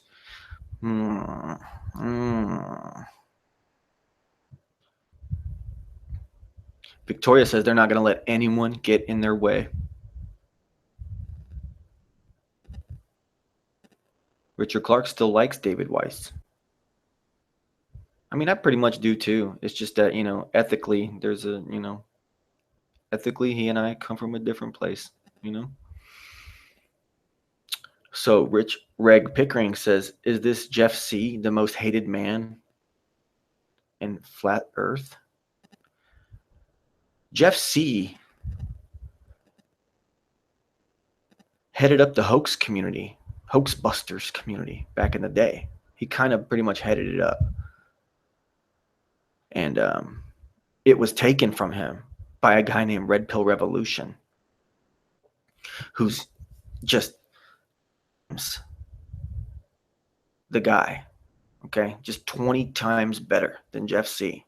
And Jeff C couldn't take it because Jeff C had been there longer. He had made it all happen. He had set up the whole community. He had made it established. And then this guy, Red Pill Revolution, shows up, who just sounds way fucking better and is just much more intelligent. And Jeff C freaked the fuck out. And just to test, so camps formed. So he had his camp and Red Pill had his camp. And Press Reset Earth was in between the two of them. Okay? He was in a tug of war between the two powerhouses of the Hoax Busters community. And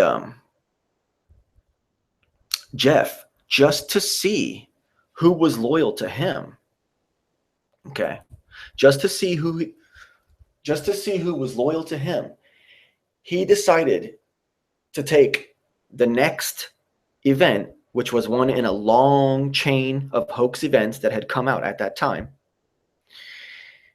He wanted to take that and say that it was a real event and that it was not a hoax.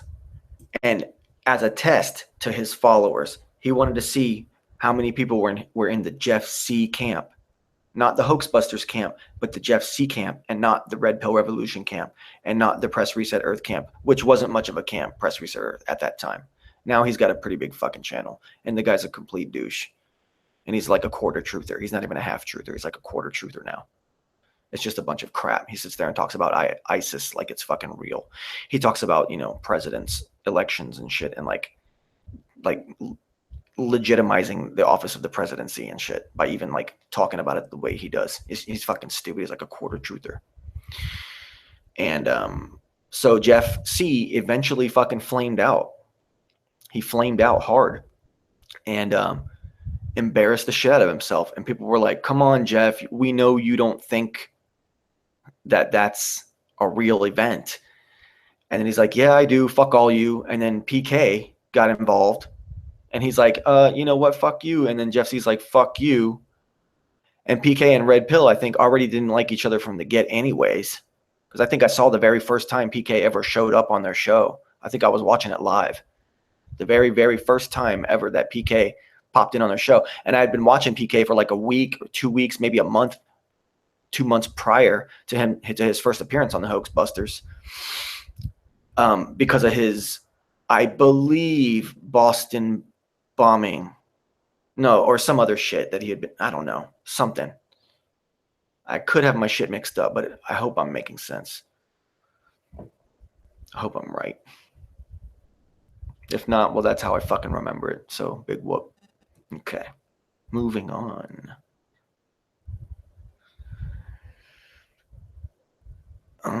Richard Clark says,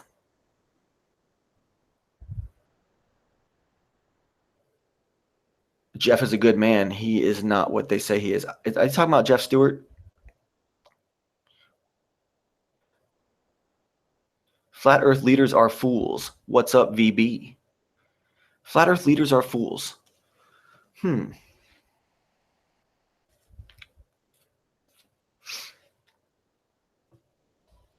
you here to spread love or to spread hate? Both are welcome. Both are totally welcome. We span the entire spectrum here on Validation Boy Livestream.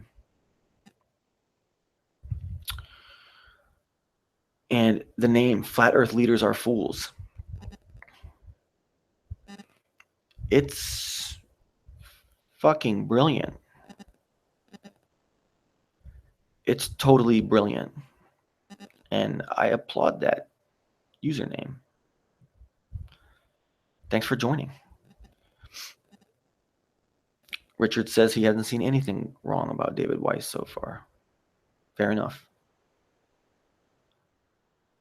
Barbie McGill agrees with Richard. Mm-hmm. How about Jeff?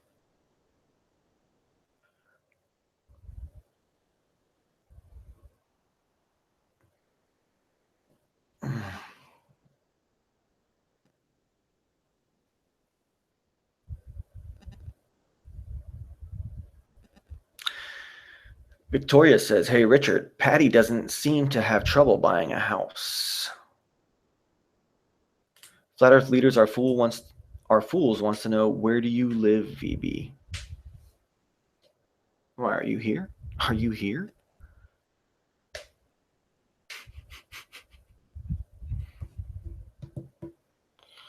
I live in the southeastern United States.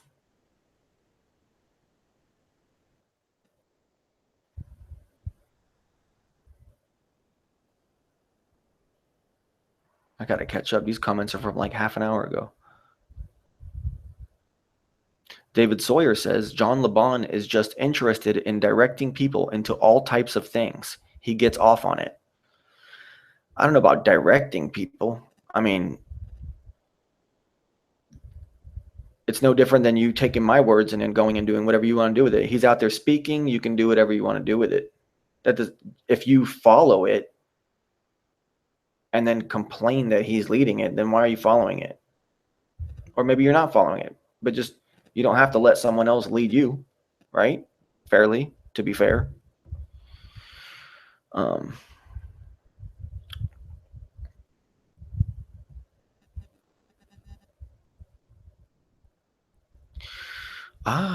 Tomfoolery of ISS says, if you guys want to get caught up on Antonio's performance, don't watch the full 2 hours. It was painful for me to watch it today. I clipped the highlights in the latest As the Potato Turns.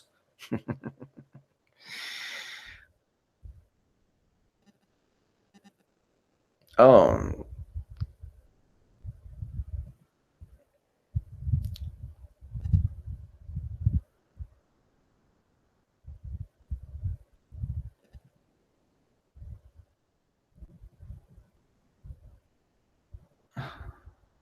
Richard says, hey, Vic, he is an artist, just a starving one.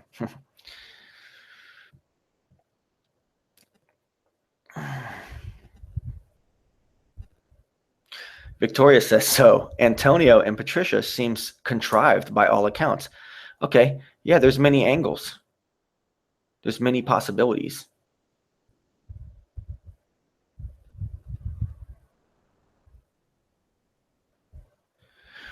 There's so many possibilities. Stick with me, guys. I'm going to be back in about 2 minutes. I got to refill the drink. Stick with me, guys. And on that note, and I'll leave it right there and I'll come right back. Oh, yeah, we're definitely back. We're definitely back. Let's see. So, Antonio and Patty sounds contrived by all accounts, says Victoria Sarton. And I have to agree on so many levels. You know.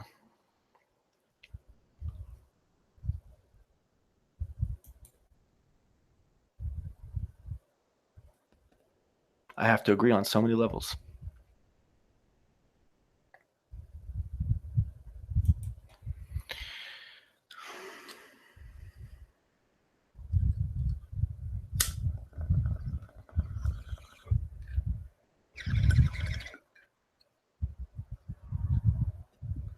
I have to agree for so many different reasons in so many different ways. It's crazy.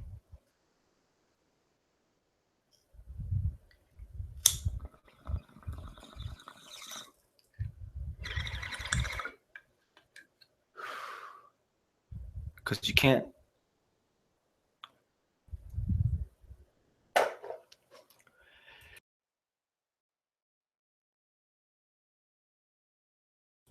You can't really lie to yourself. Oops. The fact of the matter is, the first time most people saw Antonio, they thought he was gay. right? First couple times people saw Antonio, they thought he was gay, right? So all of a sudden,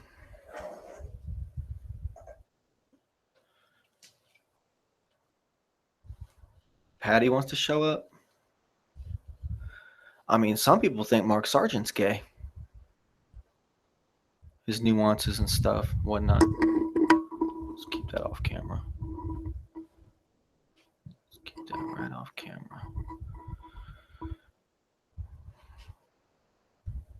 Oh, shit. You know, Mark has the sex tape. Now Mark and Patty are always talking about Christy Love Butter or whatever her name is. That's his girlfriend. I don't remember what her name is.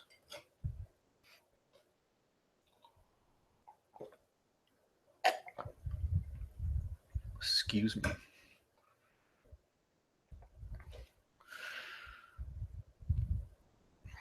Maybe there's a reason. Maybe it was a favor. Maybe Patty wanted to go to England because she just thought it would be cool. And she used the cover of Antonio to do whatever it is that she had to do while she was over there.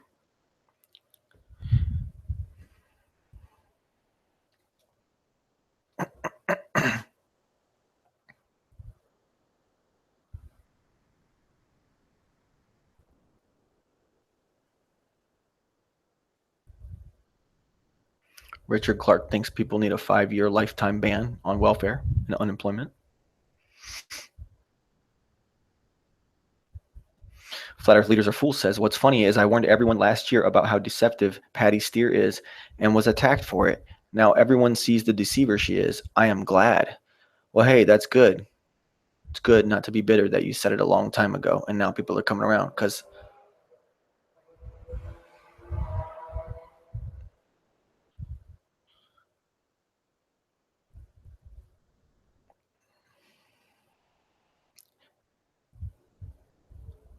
I share that with you, bro.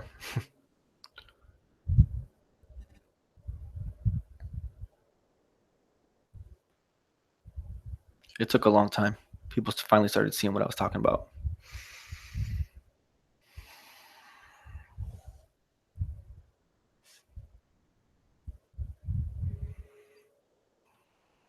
Issa joins the chat, despite my recent open trolling of him in another chat.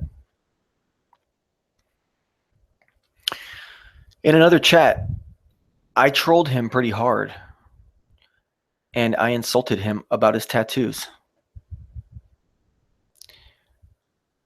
The thing is, I was upset with him at the time because, as far as I remember, I popped in on a free chan and he wasn't too happy about it.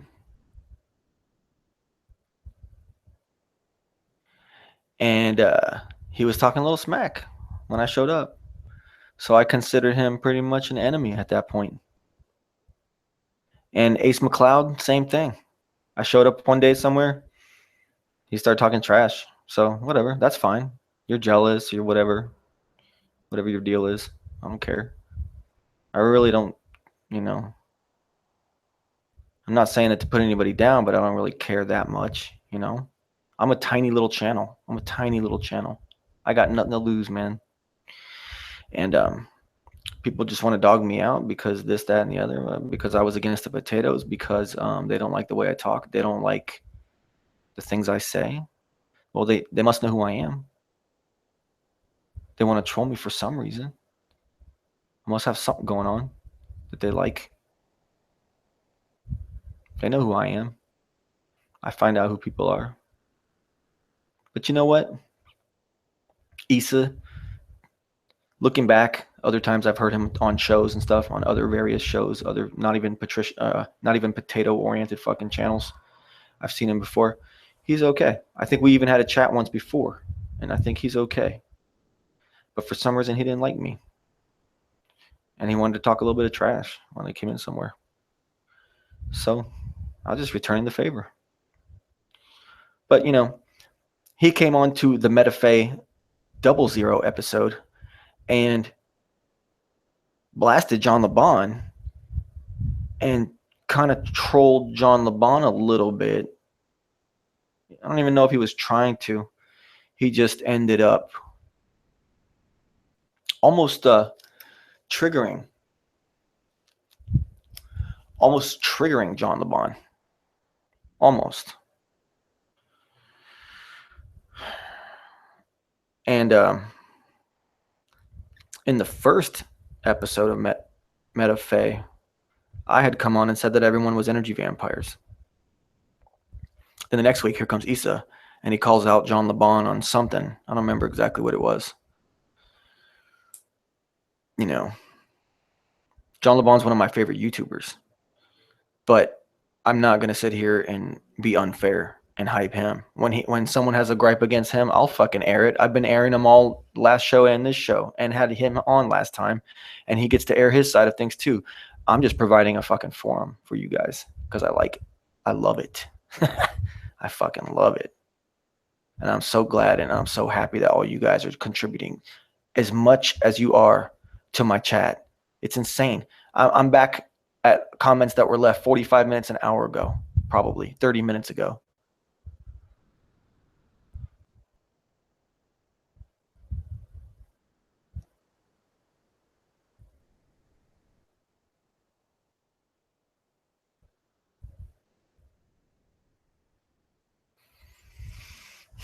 David Sawyer says, John LeBon and Jed, what are your thoughts on the fringe anti-flat earth non-ball earthers like JLB and Jed?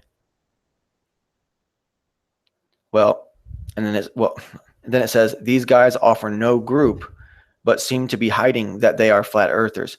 Well, no. John LeBon might have said, I don't know if he's retracted this yet or not, or will ever, but has said that he thinks it's a geocentric sphere. Jed won't say that either.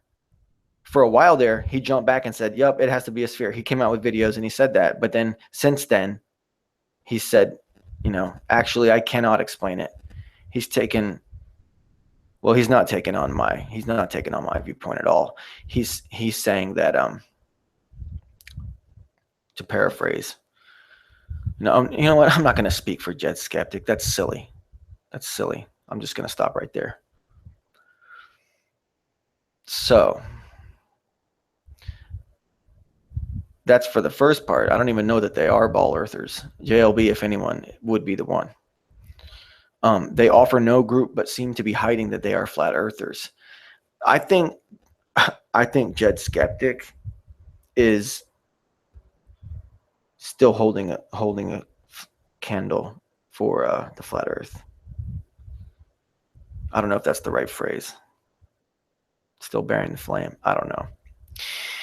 He won't admit it. He's moved on. Logically, he cannot say that, but there's a little bit of flat earth dogmatist in each and every one of us now, isn't there? You know it. Okay. So Victoria Sarton asks Issa, do you like Patricia, right? Or she says, you like Patricia, right?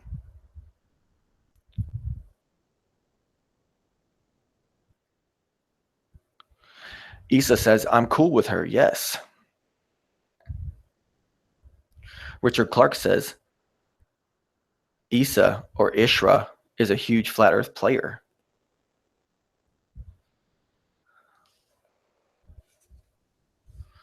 Tomfoolery of the ISS says, oh, he says, hey, thanks. Issa says, I hope I'm cool with all y'all. Now, look at that.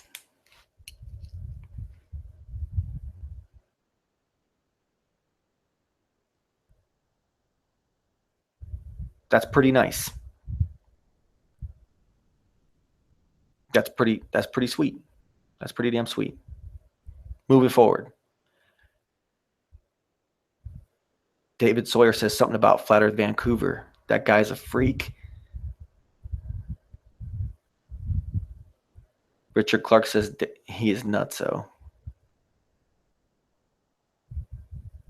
Flat Earth Leaders Are Fools says, it's all good. Just glad to see others realizing the reality of her lies.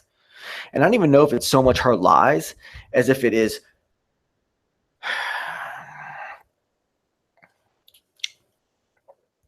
her obsession with control.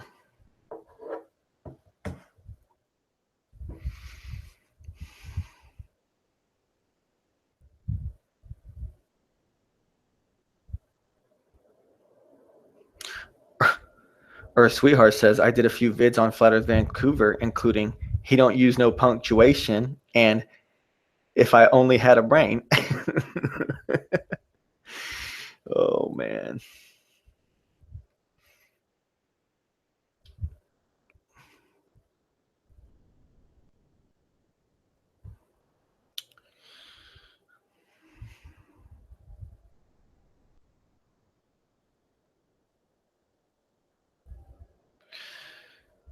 Lori Gale says, Jed has a nice vlog about what he thinks about Flat Earth. Yeah, I've seen it. I think I've seen it. Yeah, I've definitely seen it. I think I've seen every single video since, I don't know about every single video, but I sat for over the course of 2 weeks maybe when I was doing stuff at night and I had the podcast on. Many times it was Jed. And I ended up listening to his whole roster of vlogs, I think, or pretty much all of it, or a lot of it. Everyone wants to know what happened to Flat Earth Vancouver. What happened to him? He said he was going to go away. He kept saying he was going to go away. He said it several times, and then he did. So he did what he wanted. He was a person that was there, that was curious. He was calling out what he saw was a really bad thing. He decided that it was something that he should probably a problem he should probably try to tackle, because he didn't see anybody else trying to tackle the problem, at least not the way that he wanted the problem attacked. So he took steps to do so. Some say he burned himself out. Some say he proved his point in a roundabout way, in a hero kind of way, like that movie Hero, where it's a little bit of self-sacrifice, but you prove your point in the end. He's still around. He's probably still monitoring. He might even be here right now. And that's cool.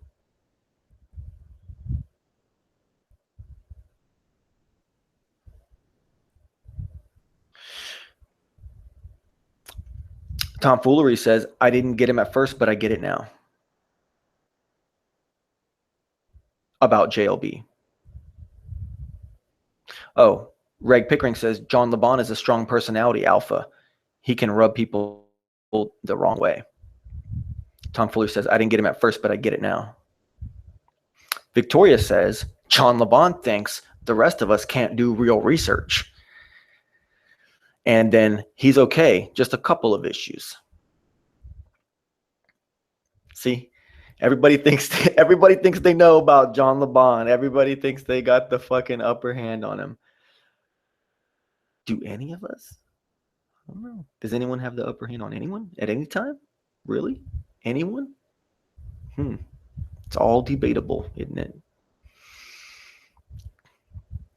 Chris Truthseeker says about JLB, he is sharp. People don't like sharp people, especially if they're in disagreement to their own views. Quite true. Reg Pickering says he gets lost in semantics. Sometimes. If he comes with a prepackaged video, definitely not. And then in live situations, he might a little bit, but I don't think that that's a trademark of John LeBon.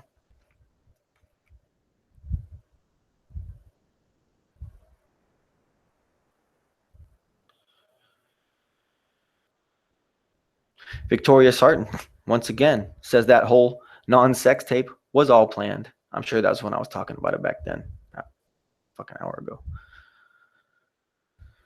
You know, Flat Earth Leaders Are Fools are saying that, It's all staged like mainstream media.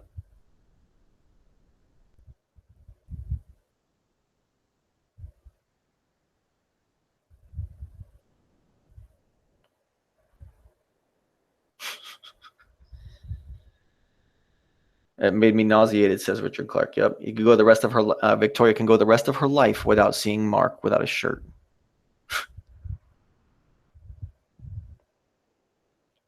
David Sawyer goes on to say, JLB is the man. I've subbed him since hoax busting days.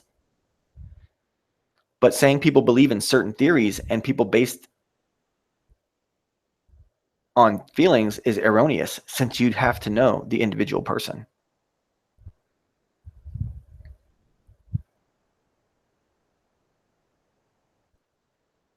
Apparently he got a girlfriend out of it, right? Says Victoria. Flat Earth Leader says, I didn't see this sex tape, but I'm glad I didn't.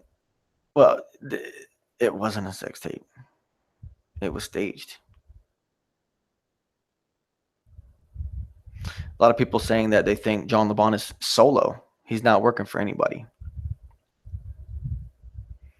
I don't think they would ban John LeBon because of his pull with the hoax community, says Tomfoolery. Flat Earth Leaders Are Fools says, I got banned just for asking a question. You probably got banned because of your name. Yeah. It was gross, says Richard Clark. Yep. Mark face down on the motel room floor with a good-looking girl in a dress squatting over his back. Good-looking, debatable. Strongly debatable. Highly debatable. Forgive me.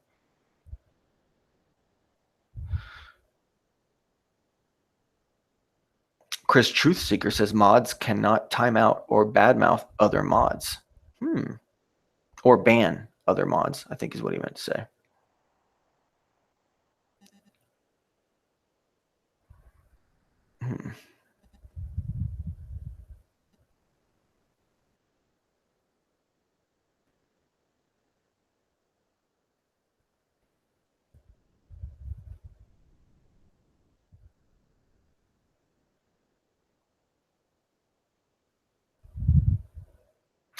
Tomfoolery says, I was trolling the potatoes pretty good last secret show. I asked about Antonio in the bush like 10 times before a wrench made a comment. Wow. I was surprised I didn't get banned.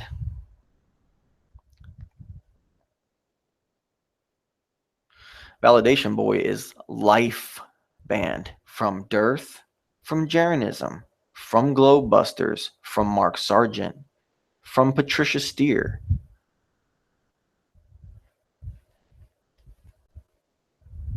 From Antonio Subarats, and I think even from Nathan Oakley, 1980. I think. Can't prove the last one. Nathan's walking a fine line right now.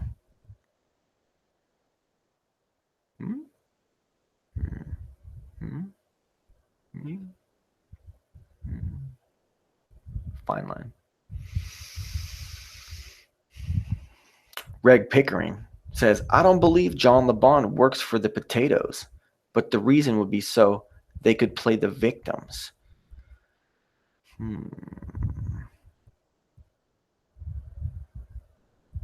David Sawyer says, John LeBon is what Flat Earth needs, but linking up with Tim Osman and coming back at Flat Earth after calling Flat Earth a cult full of retards is suspect? Huh?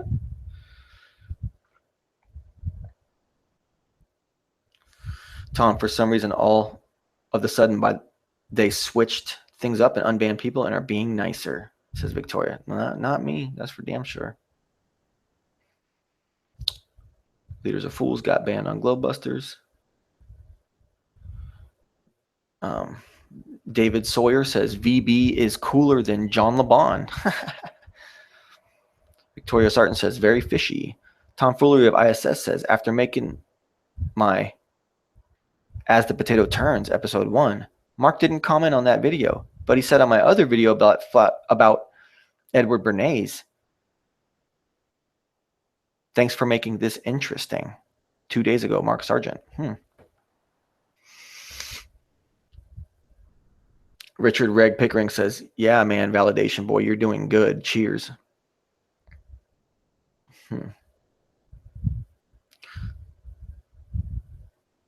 Tom Fuller says, I think he thinks he can buy me with his friendship. Richard Clark says, I got banned exactly as Bob said. He unbanned everyone. Me and Jed were bantering with Antonio, and boom, I got banned.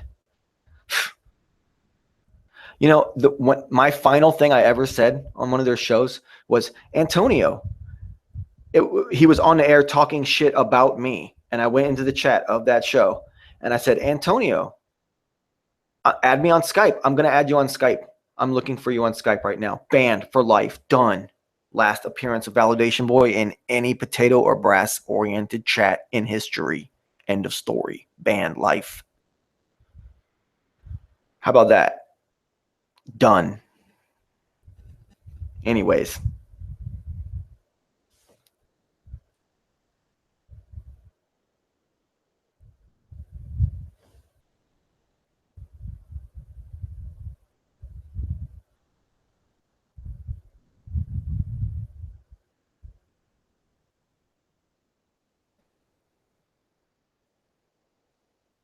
Wow.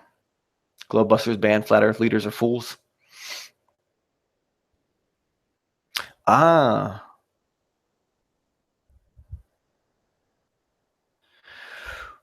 Victoria says, today in Nathan's chat, Patty said she didn't ban me. And when I said yes, I was, she said, oops, I was banned on YouTube and that she unbanned me.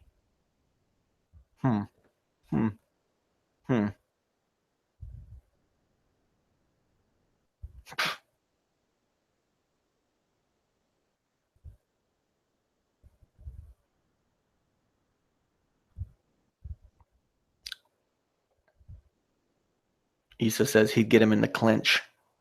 Talking about Mark and Antonio fighting. Oh, man. Reg Pickering says she banned a globe thruster in a second. Victoria just, she just goes in there briefly. She doesn't like watching them. She just goes in there to see what kind of deviant bullshit's going on. And then she pops back out. She can't stomach it. She's had too much. Has have many people. I pass time. I listen to quite a bit of talking. So, you guys are LOLing at something I said. I don't remember what it was, huh? Okay. Richard Clark lurks and monitors them. David Sawyer redacted something. I'm not sure what. Let's see what he redacted. Oh. Maybe it's something I redacted.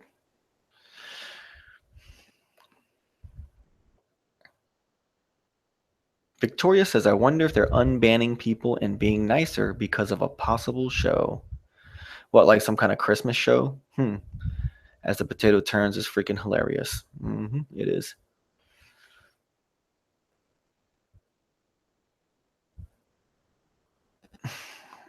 Sleepy Eye Music has joined the chat and says, instead of talking about all the drama and relationship stuff, why not talk about who's getting paid to be talking about drama? Also, who killed Lee Bracker? Damn, I know nothing of those matters, but the way Mark and Patty sat there bragging about that dude's death, and the fact that she seems very much like she is involved with some serious black magic and some other fucked up shit.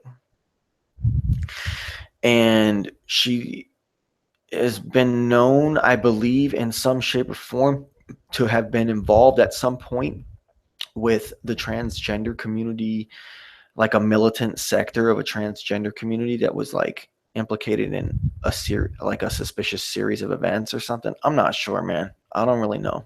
I don't know. But this guy Lee Bracker dies, and they sit on there and just like straight up dog the dead. I mean, they dogged the dead man. You don't do that, man. I mean, someone who just freshly died. Leaders are fools, says they're all getting paid. You know, Tomfoolery, the ISS says, LOL, I'm here for the TMZ. I'm making a series. Well, hey, man, you know, I like that video that I saw of yours, so I'm going to go check out some more of your stuff. How many minutes is this feed behind? I say half an hour at least. No, it's just me talking about stuff that was written in the chat half an hour ago.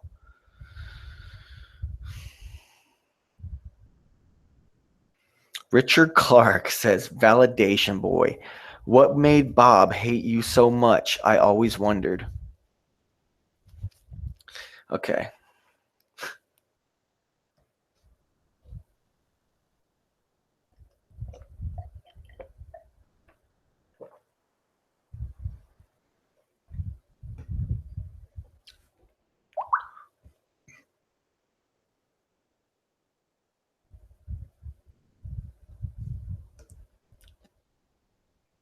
Guys, listen to me. I'm reading chat that is from a half an hour ago, okay? I'm live right now. There's no delay. I'm just reading old chat because I'm just, I want to give everybody a chance, okay?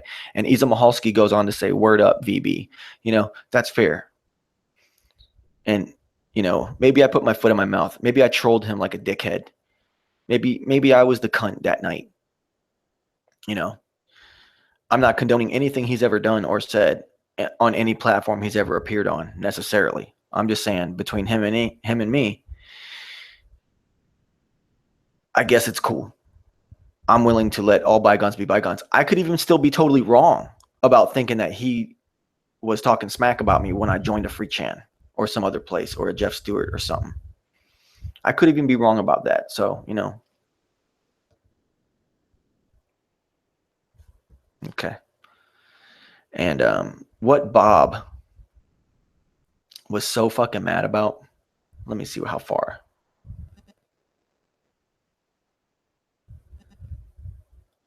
I mean, I'm real far behind. I'm real far behind, guys. Wow. I'm real far behind. Let me speed things along. Let me speed things along.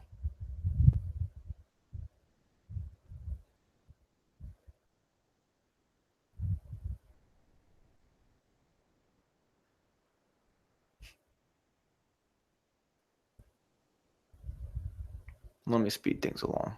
Holy shit. All-star cast. All-star fucking cast. Have we?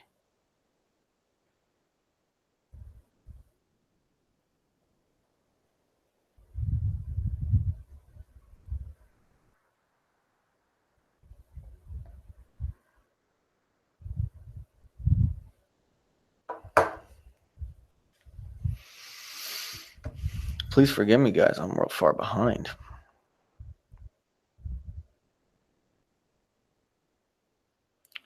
By the way, I'm not obligated to, keep up with you guys. I'm just one person. If I had a guest, the chat could just go off on its own, have all kinds of fun.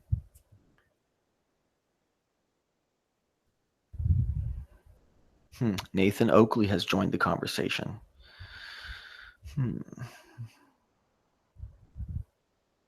All are welcome.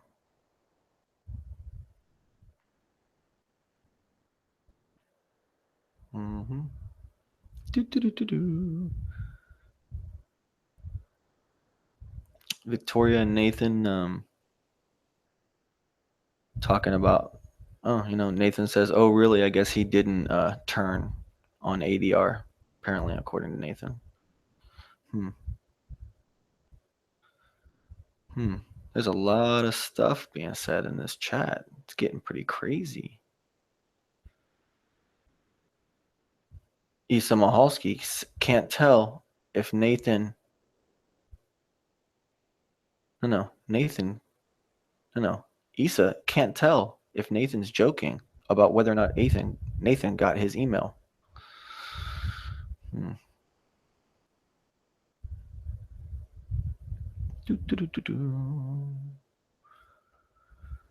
Wow. You guys are having a blast. John LeBon arrived. Is that the real John LeBon? We may never know. We may never know. Nathan says that he's not everyone.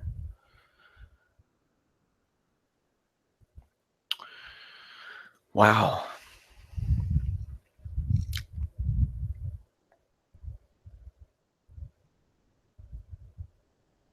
Victoria asks, who knows VB?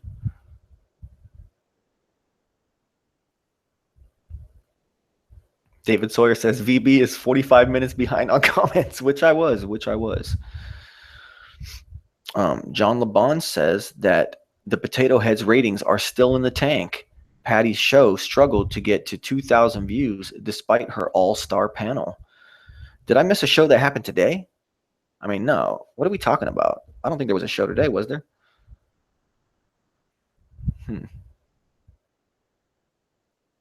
Wow.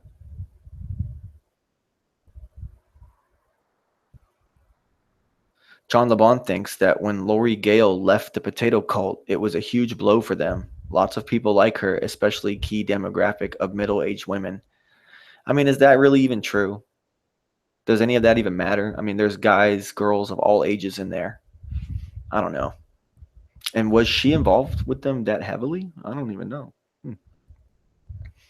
To begin with, I don't know.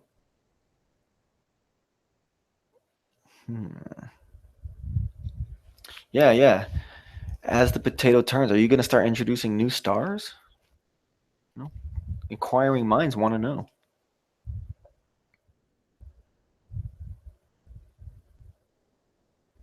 Tom. Nathan thinks that we just invent the drama. No, we're not the ones inventing any of the drama.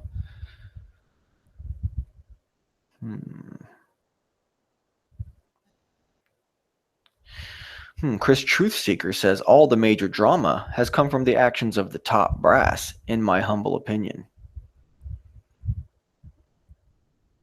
Barbie McGill says, Nathan, you are the Edison of drama. What the fuck?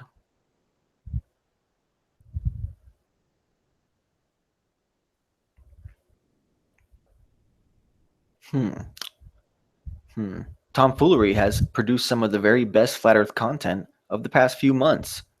Only thing that comes close to is Daytime Nighttime, says John LeBon. Yeah, Daytime Nighttime was a very, very well produced little thing there. Wonder who paid for that, really. I mean, really. Vacation, new house in Houston Hillsides. We'll see.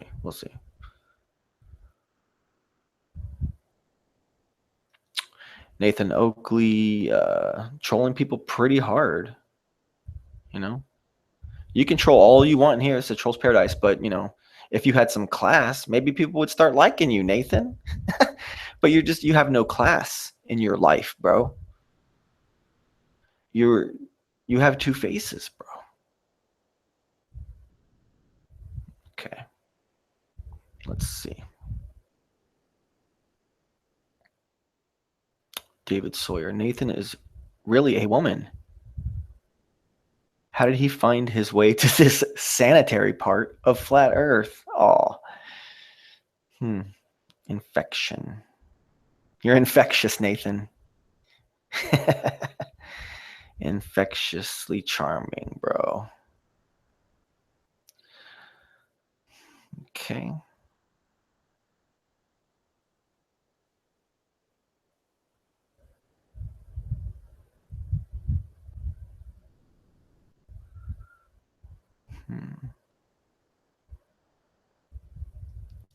Trying to move it along, guys. Trying to get through all the bullshit.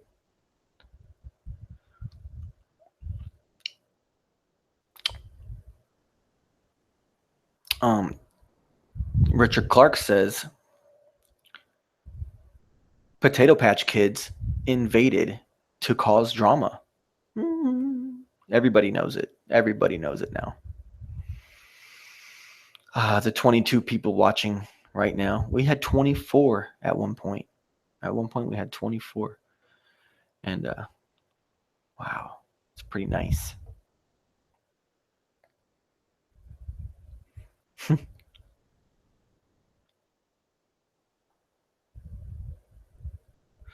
Nathan Oakley says, Potato Wars, are you shitting me? Are you shitting me? David Sawyer says, David Weiss is a Zionist agent. Fair enough. Fair enough.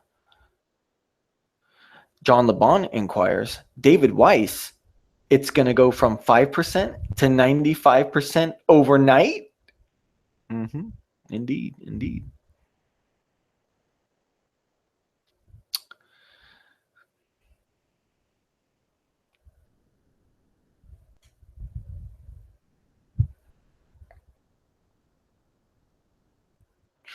Oh, John LeBon says he heard Red Pill is shilling for Judy Space Beams wood. See, I haven't followed him lately. I just remember him from back in the day. Let's see. I'm getting closer, guys. I'm getting closer. Okay.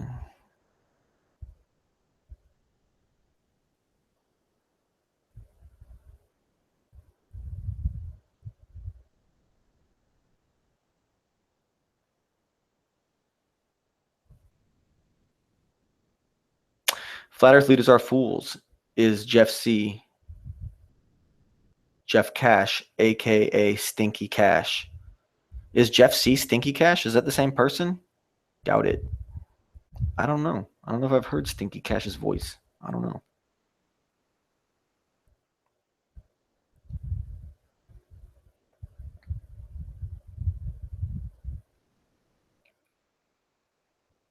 Like I said before, if your shit's good, it gets on the air. If your shit's good, it gets on the air. We're here to communicate with each other. You fucking motherfuckers.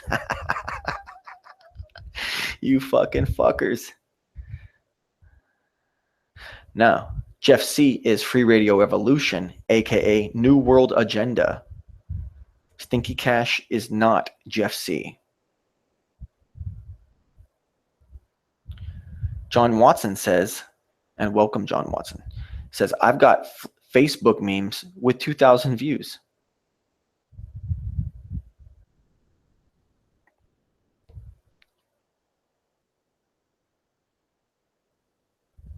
Man, it's a joy to have such a variety of guests. I personally invited Nathan onto this show. Nathan Oakley, I invited him not onto the show with me, but I told him to come join me in the chat.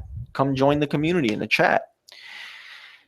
And he has. And I was kind of like, because the last few times I saw him, he wasn't even so bad.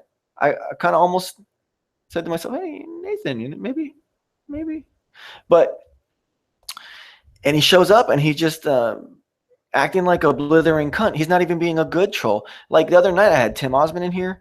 He was laying the smackdown. It was pretty good. But Nathan comes in here and acts like a fucking retarded cunt. When in reality, I'm like itching to read some Nathan Oakley live on the fucking air. I'm itching to, because I want to show fairness. But he's got to be a little fuck boy. So please stick around, everybody. But just know it to be. Okay? Fuck. Okay, so let's see. I keep passing all this Nathan Oakley, say, hey man, let's throw some names in here. I say it in the promo, name dropping galore. You know what I'm saying? Name dropping galore.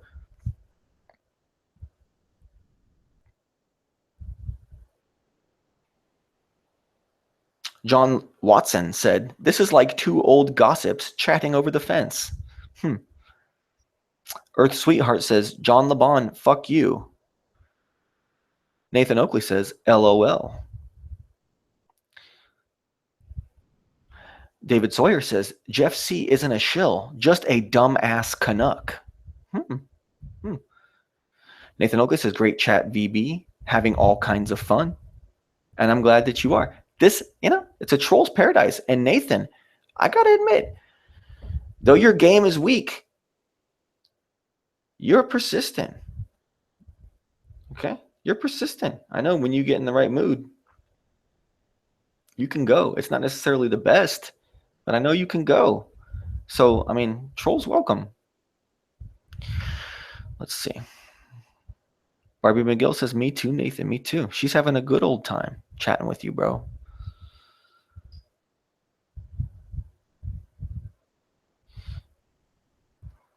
Issa Mahal says, come on, y'all. Like, for seriously, can't we chill with the harshness and shit? Sheesh. Ace McCloud says, he is a damned fool. John LeBon says, just listen to David Weiss interview with Fakeologist. Google David Weiss Fakeologist. Don't judge him until you have heard him speak about 9/11 on Fakeologist. Interesting. Interesting. Maybe some people will hear that and they will go do that now. Maybe.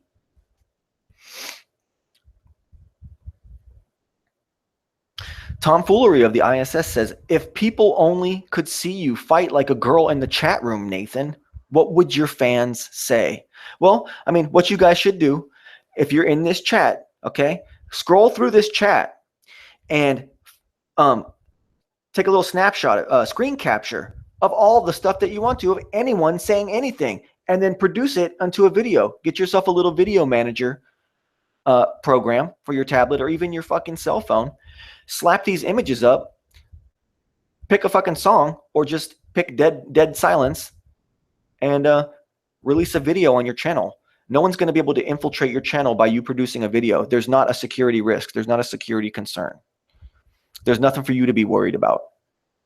Just make a video and add commentary, or just show what you want to show in a comment. And people will watch it, and people will share it. People will like it. And then what you do is you take it to one of the bigger channels that's nice to you, they're friendly to you, and you let them have it. And then maybe they'll share it. You know? And then start spreading the news. Do whatever you want.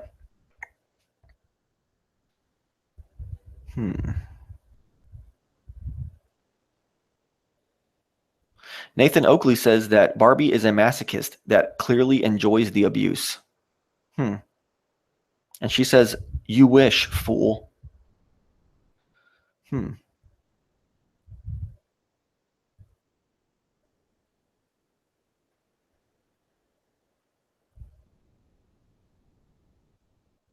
John LeBon asks David Sawyer, hey, you speak a lot of shit about me. Have you ever debunked a single thing I have ever said?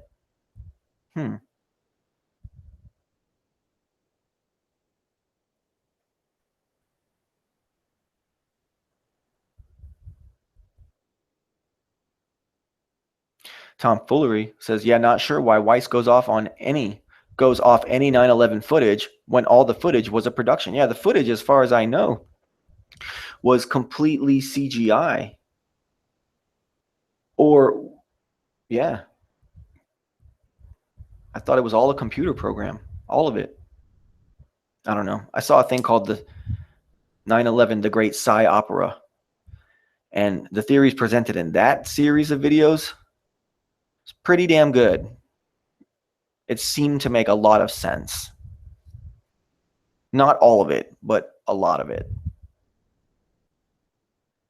When he starts getting into like who's responsible and governments and names of people, that shit's, I take it with a grain of salt. Names of people who did this crime, that crime, behind closed doors in a dark room on a burner fucking cell. I mean, prove it. You know, that's the nature of that beast.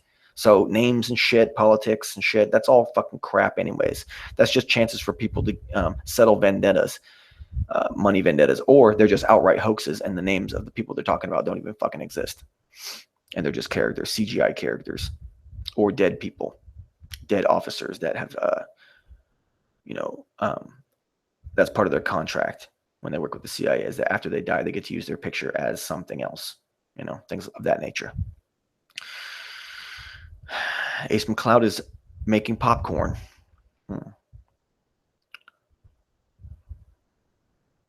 So. Oh, John Watson says, hey, Earth sweetheart, why am I ghost banned on your hubby's show? That is fucking sneaky, man. Don't diss the Tater crew if you pulled the same deceptions. I can't speak for her or Jeff. I know nothing of the matter, but this is a public forum.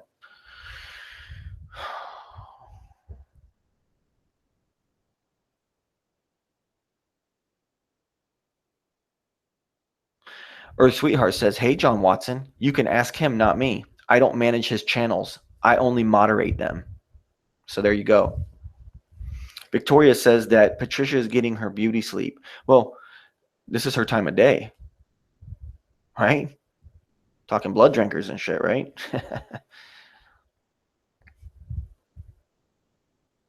Greg Pickering says, I'm a little bit shocked by all this. I like the flat earth for free thinking, open-minded talk. This is a bit weird. I'm out. Been thinking about how strange this all is. I'm out.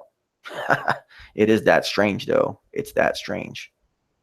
See, there's so many storylines going on all at the same time. And we all know. And we're all up on each other's shit. And we're all trying to get each other to be accountable at this point. I think a lot of people are, that's the way things are starting to head. People need to start being a little bit more introspective.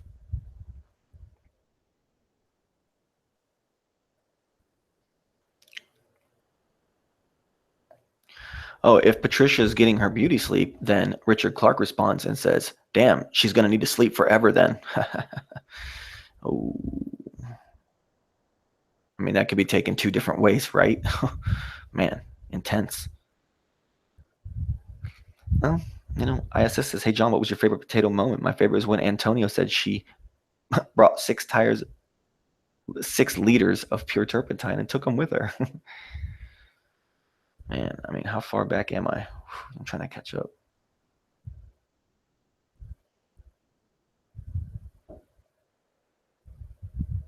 Trying to catch up.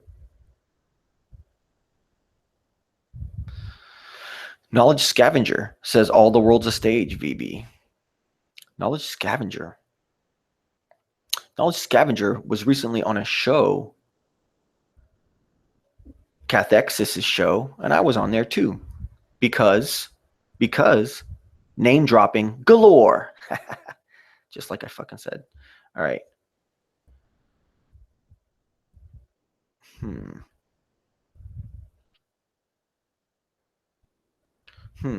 John Watson seems very concerned that he's been ghost banned with Jeff Stewart. Just so that it's out there. Just so that it's out there. John Watson's concerned. However, Ace McLeod says he's seen him there. So, you know, whoever you are, he says, ooh, tough. Political hillbilly. Oh, the Beverly Hillbillies. Cheap. Ace McLeod wants a shout out, despite the fact that when I showed up on Free Chan one night, he said, oh, fuck, not this guy. That's what he said. So I'll give you a fucking shout out anyways, because whatever, bro. I was on Scarecrow Show before you. Hey. So, let's see.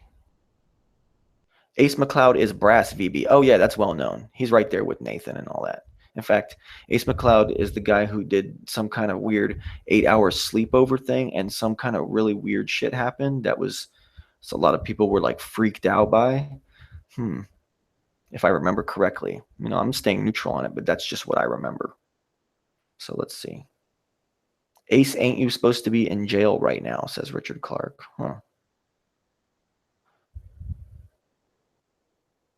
Knowledge Scavenger. Every truth movement gets trolled and every truth teller gets slandered. Goes with the territory validation, boy.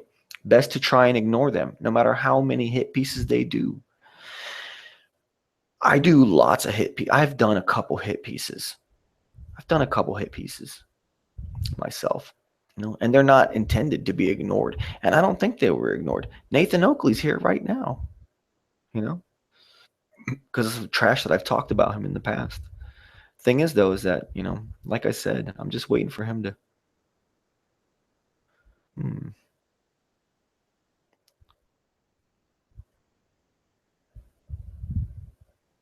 Ace McLeod says, maybe your memory is short-circuited. Don't think I ever said anything bad about you. That's debatable. I mean, that's definitely debatable.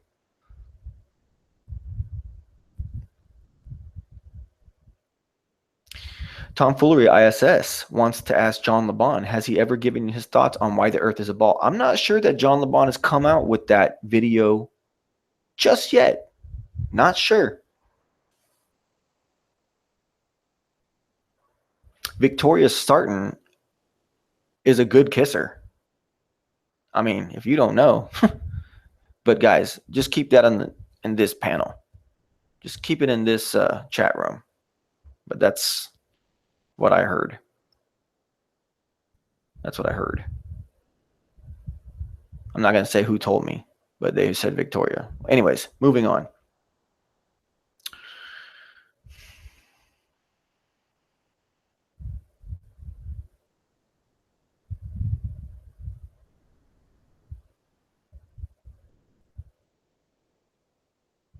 Rumors do make you famous, right?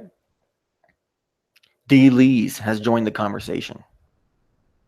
I got to see how far back I am.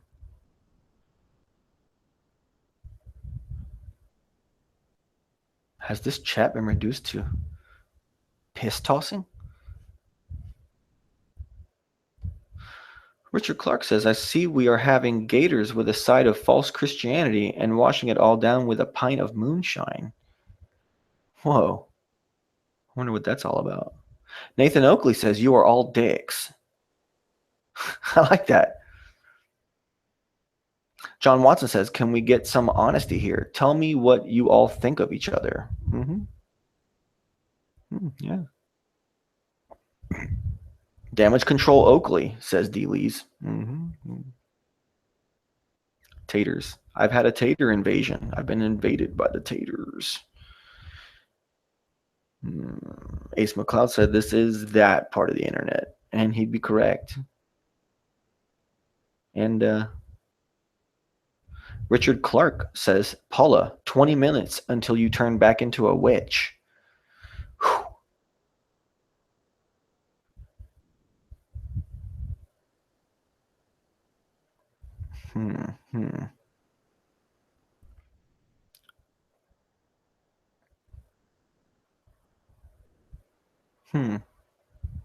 Oh man, talking some smack about Paula. Is Paula really in here? Is Paula?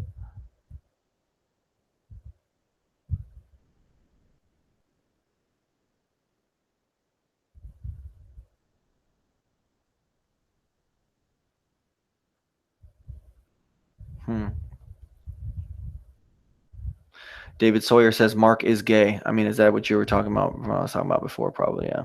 You know, I mean, you're here to listen to a show. Your chat is happening. Don't get all upset that I'm reading old chat. If it's good shit, it's good shit. It was said in the chat. That's why I'm going to read it out, because I think it'll be good for the content of the show. So don't get upset. Your shit's there. Don't be a bunch of patty whackers. Okay, here we go.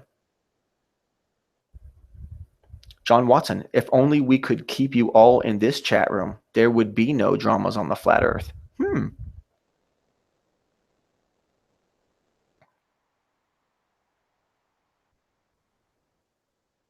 Ace McLeod said this is a fun show. Yeah, I'm trying to be. I'm trying to be. If only VB could see all the shit Nathan has been saying. Oh, I saw a lot of shit that he's been saying.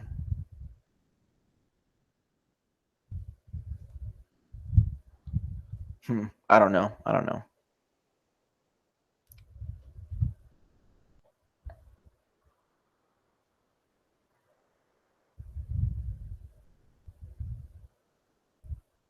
Damn, I mean, I can't be that far behind. Whew, man. I'm so far behind.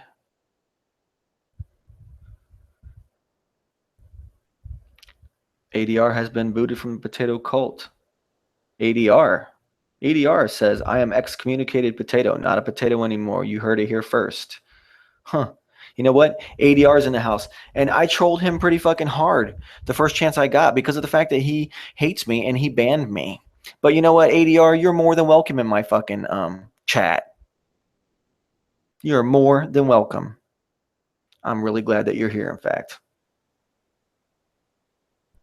And I'm not even going to say nothing to you or about you. If you really burned your bridge with Patricia, then more power to you. I mean, if anything, let the shackles fall to the floor off your fucking back. You know what I'm saying? Don't be associated with those people. Nobody should be associated with those fucking people.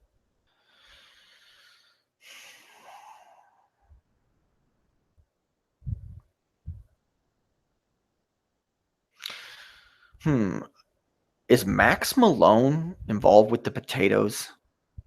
Say it ain't so.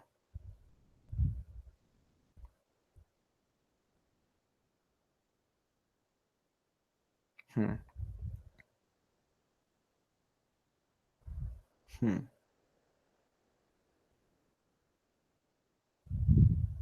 John LeBon says to ADR, "You were a complete tool when you were a moderator, an ass clown of the highest order. I say, suffer in your jocks, buddy."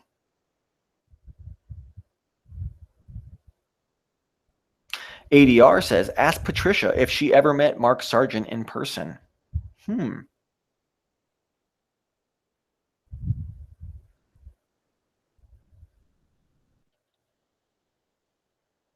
Nathan Oakley. Wow. Shit's getting crazy. Don't you guys love it? You guys are finally getting a chance to come on here and talk some shit to each other's, right there. You can talk shit to each other right there. No one's getting banned. We're all live Thursday night. Good times. Good times. Good times. Let's see. I'm in such a good mood. I might even fucking sing a song for you guys. Should I sing a damn song for you guys? No, I'm not going to do that. No. Get out my guitar and sing a song. No, it's not going to happen. It's not going to happen. Not yet. So, hmm.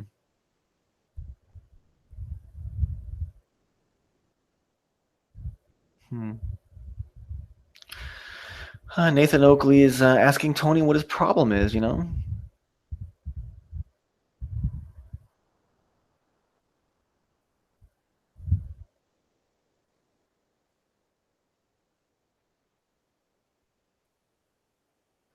John Watson says, "Explain your model in detail, John LeBon, instead of sniping at others." Ace McLeod says, 24 viewers. Damn, Validation Boy is Flat Earth famous. Top brass now.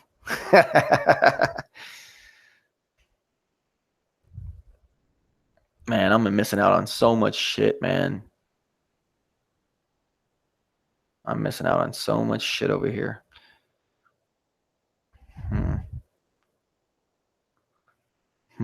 Wow. I mean, there's so much going on in my chat. You guys are going so strong. Man, you guys are going so strong.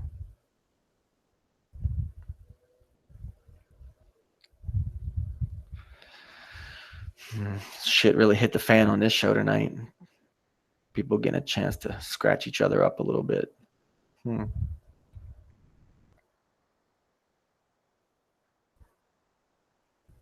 Wow. I mean, this is going to be fun to listen back to. I'll tell you that. Let's see here.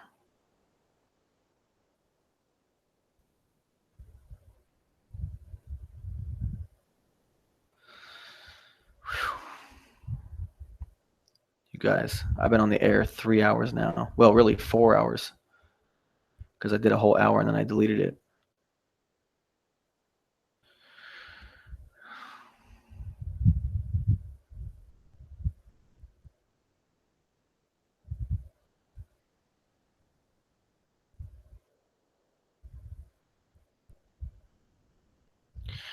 All right, guys.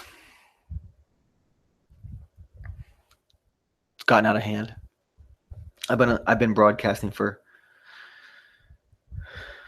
I think, 4.5 hours now. I'm going to call it a night. Thanks for joining my second official live stream.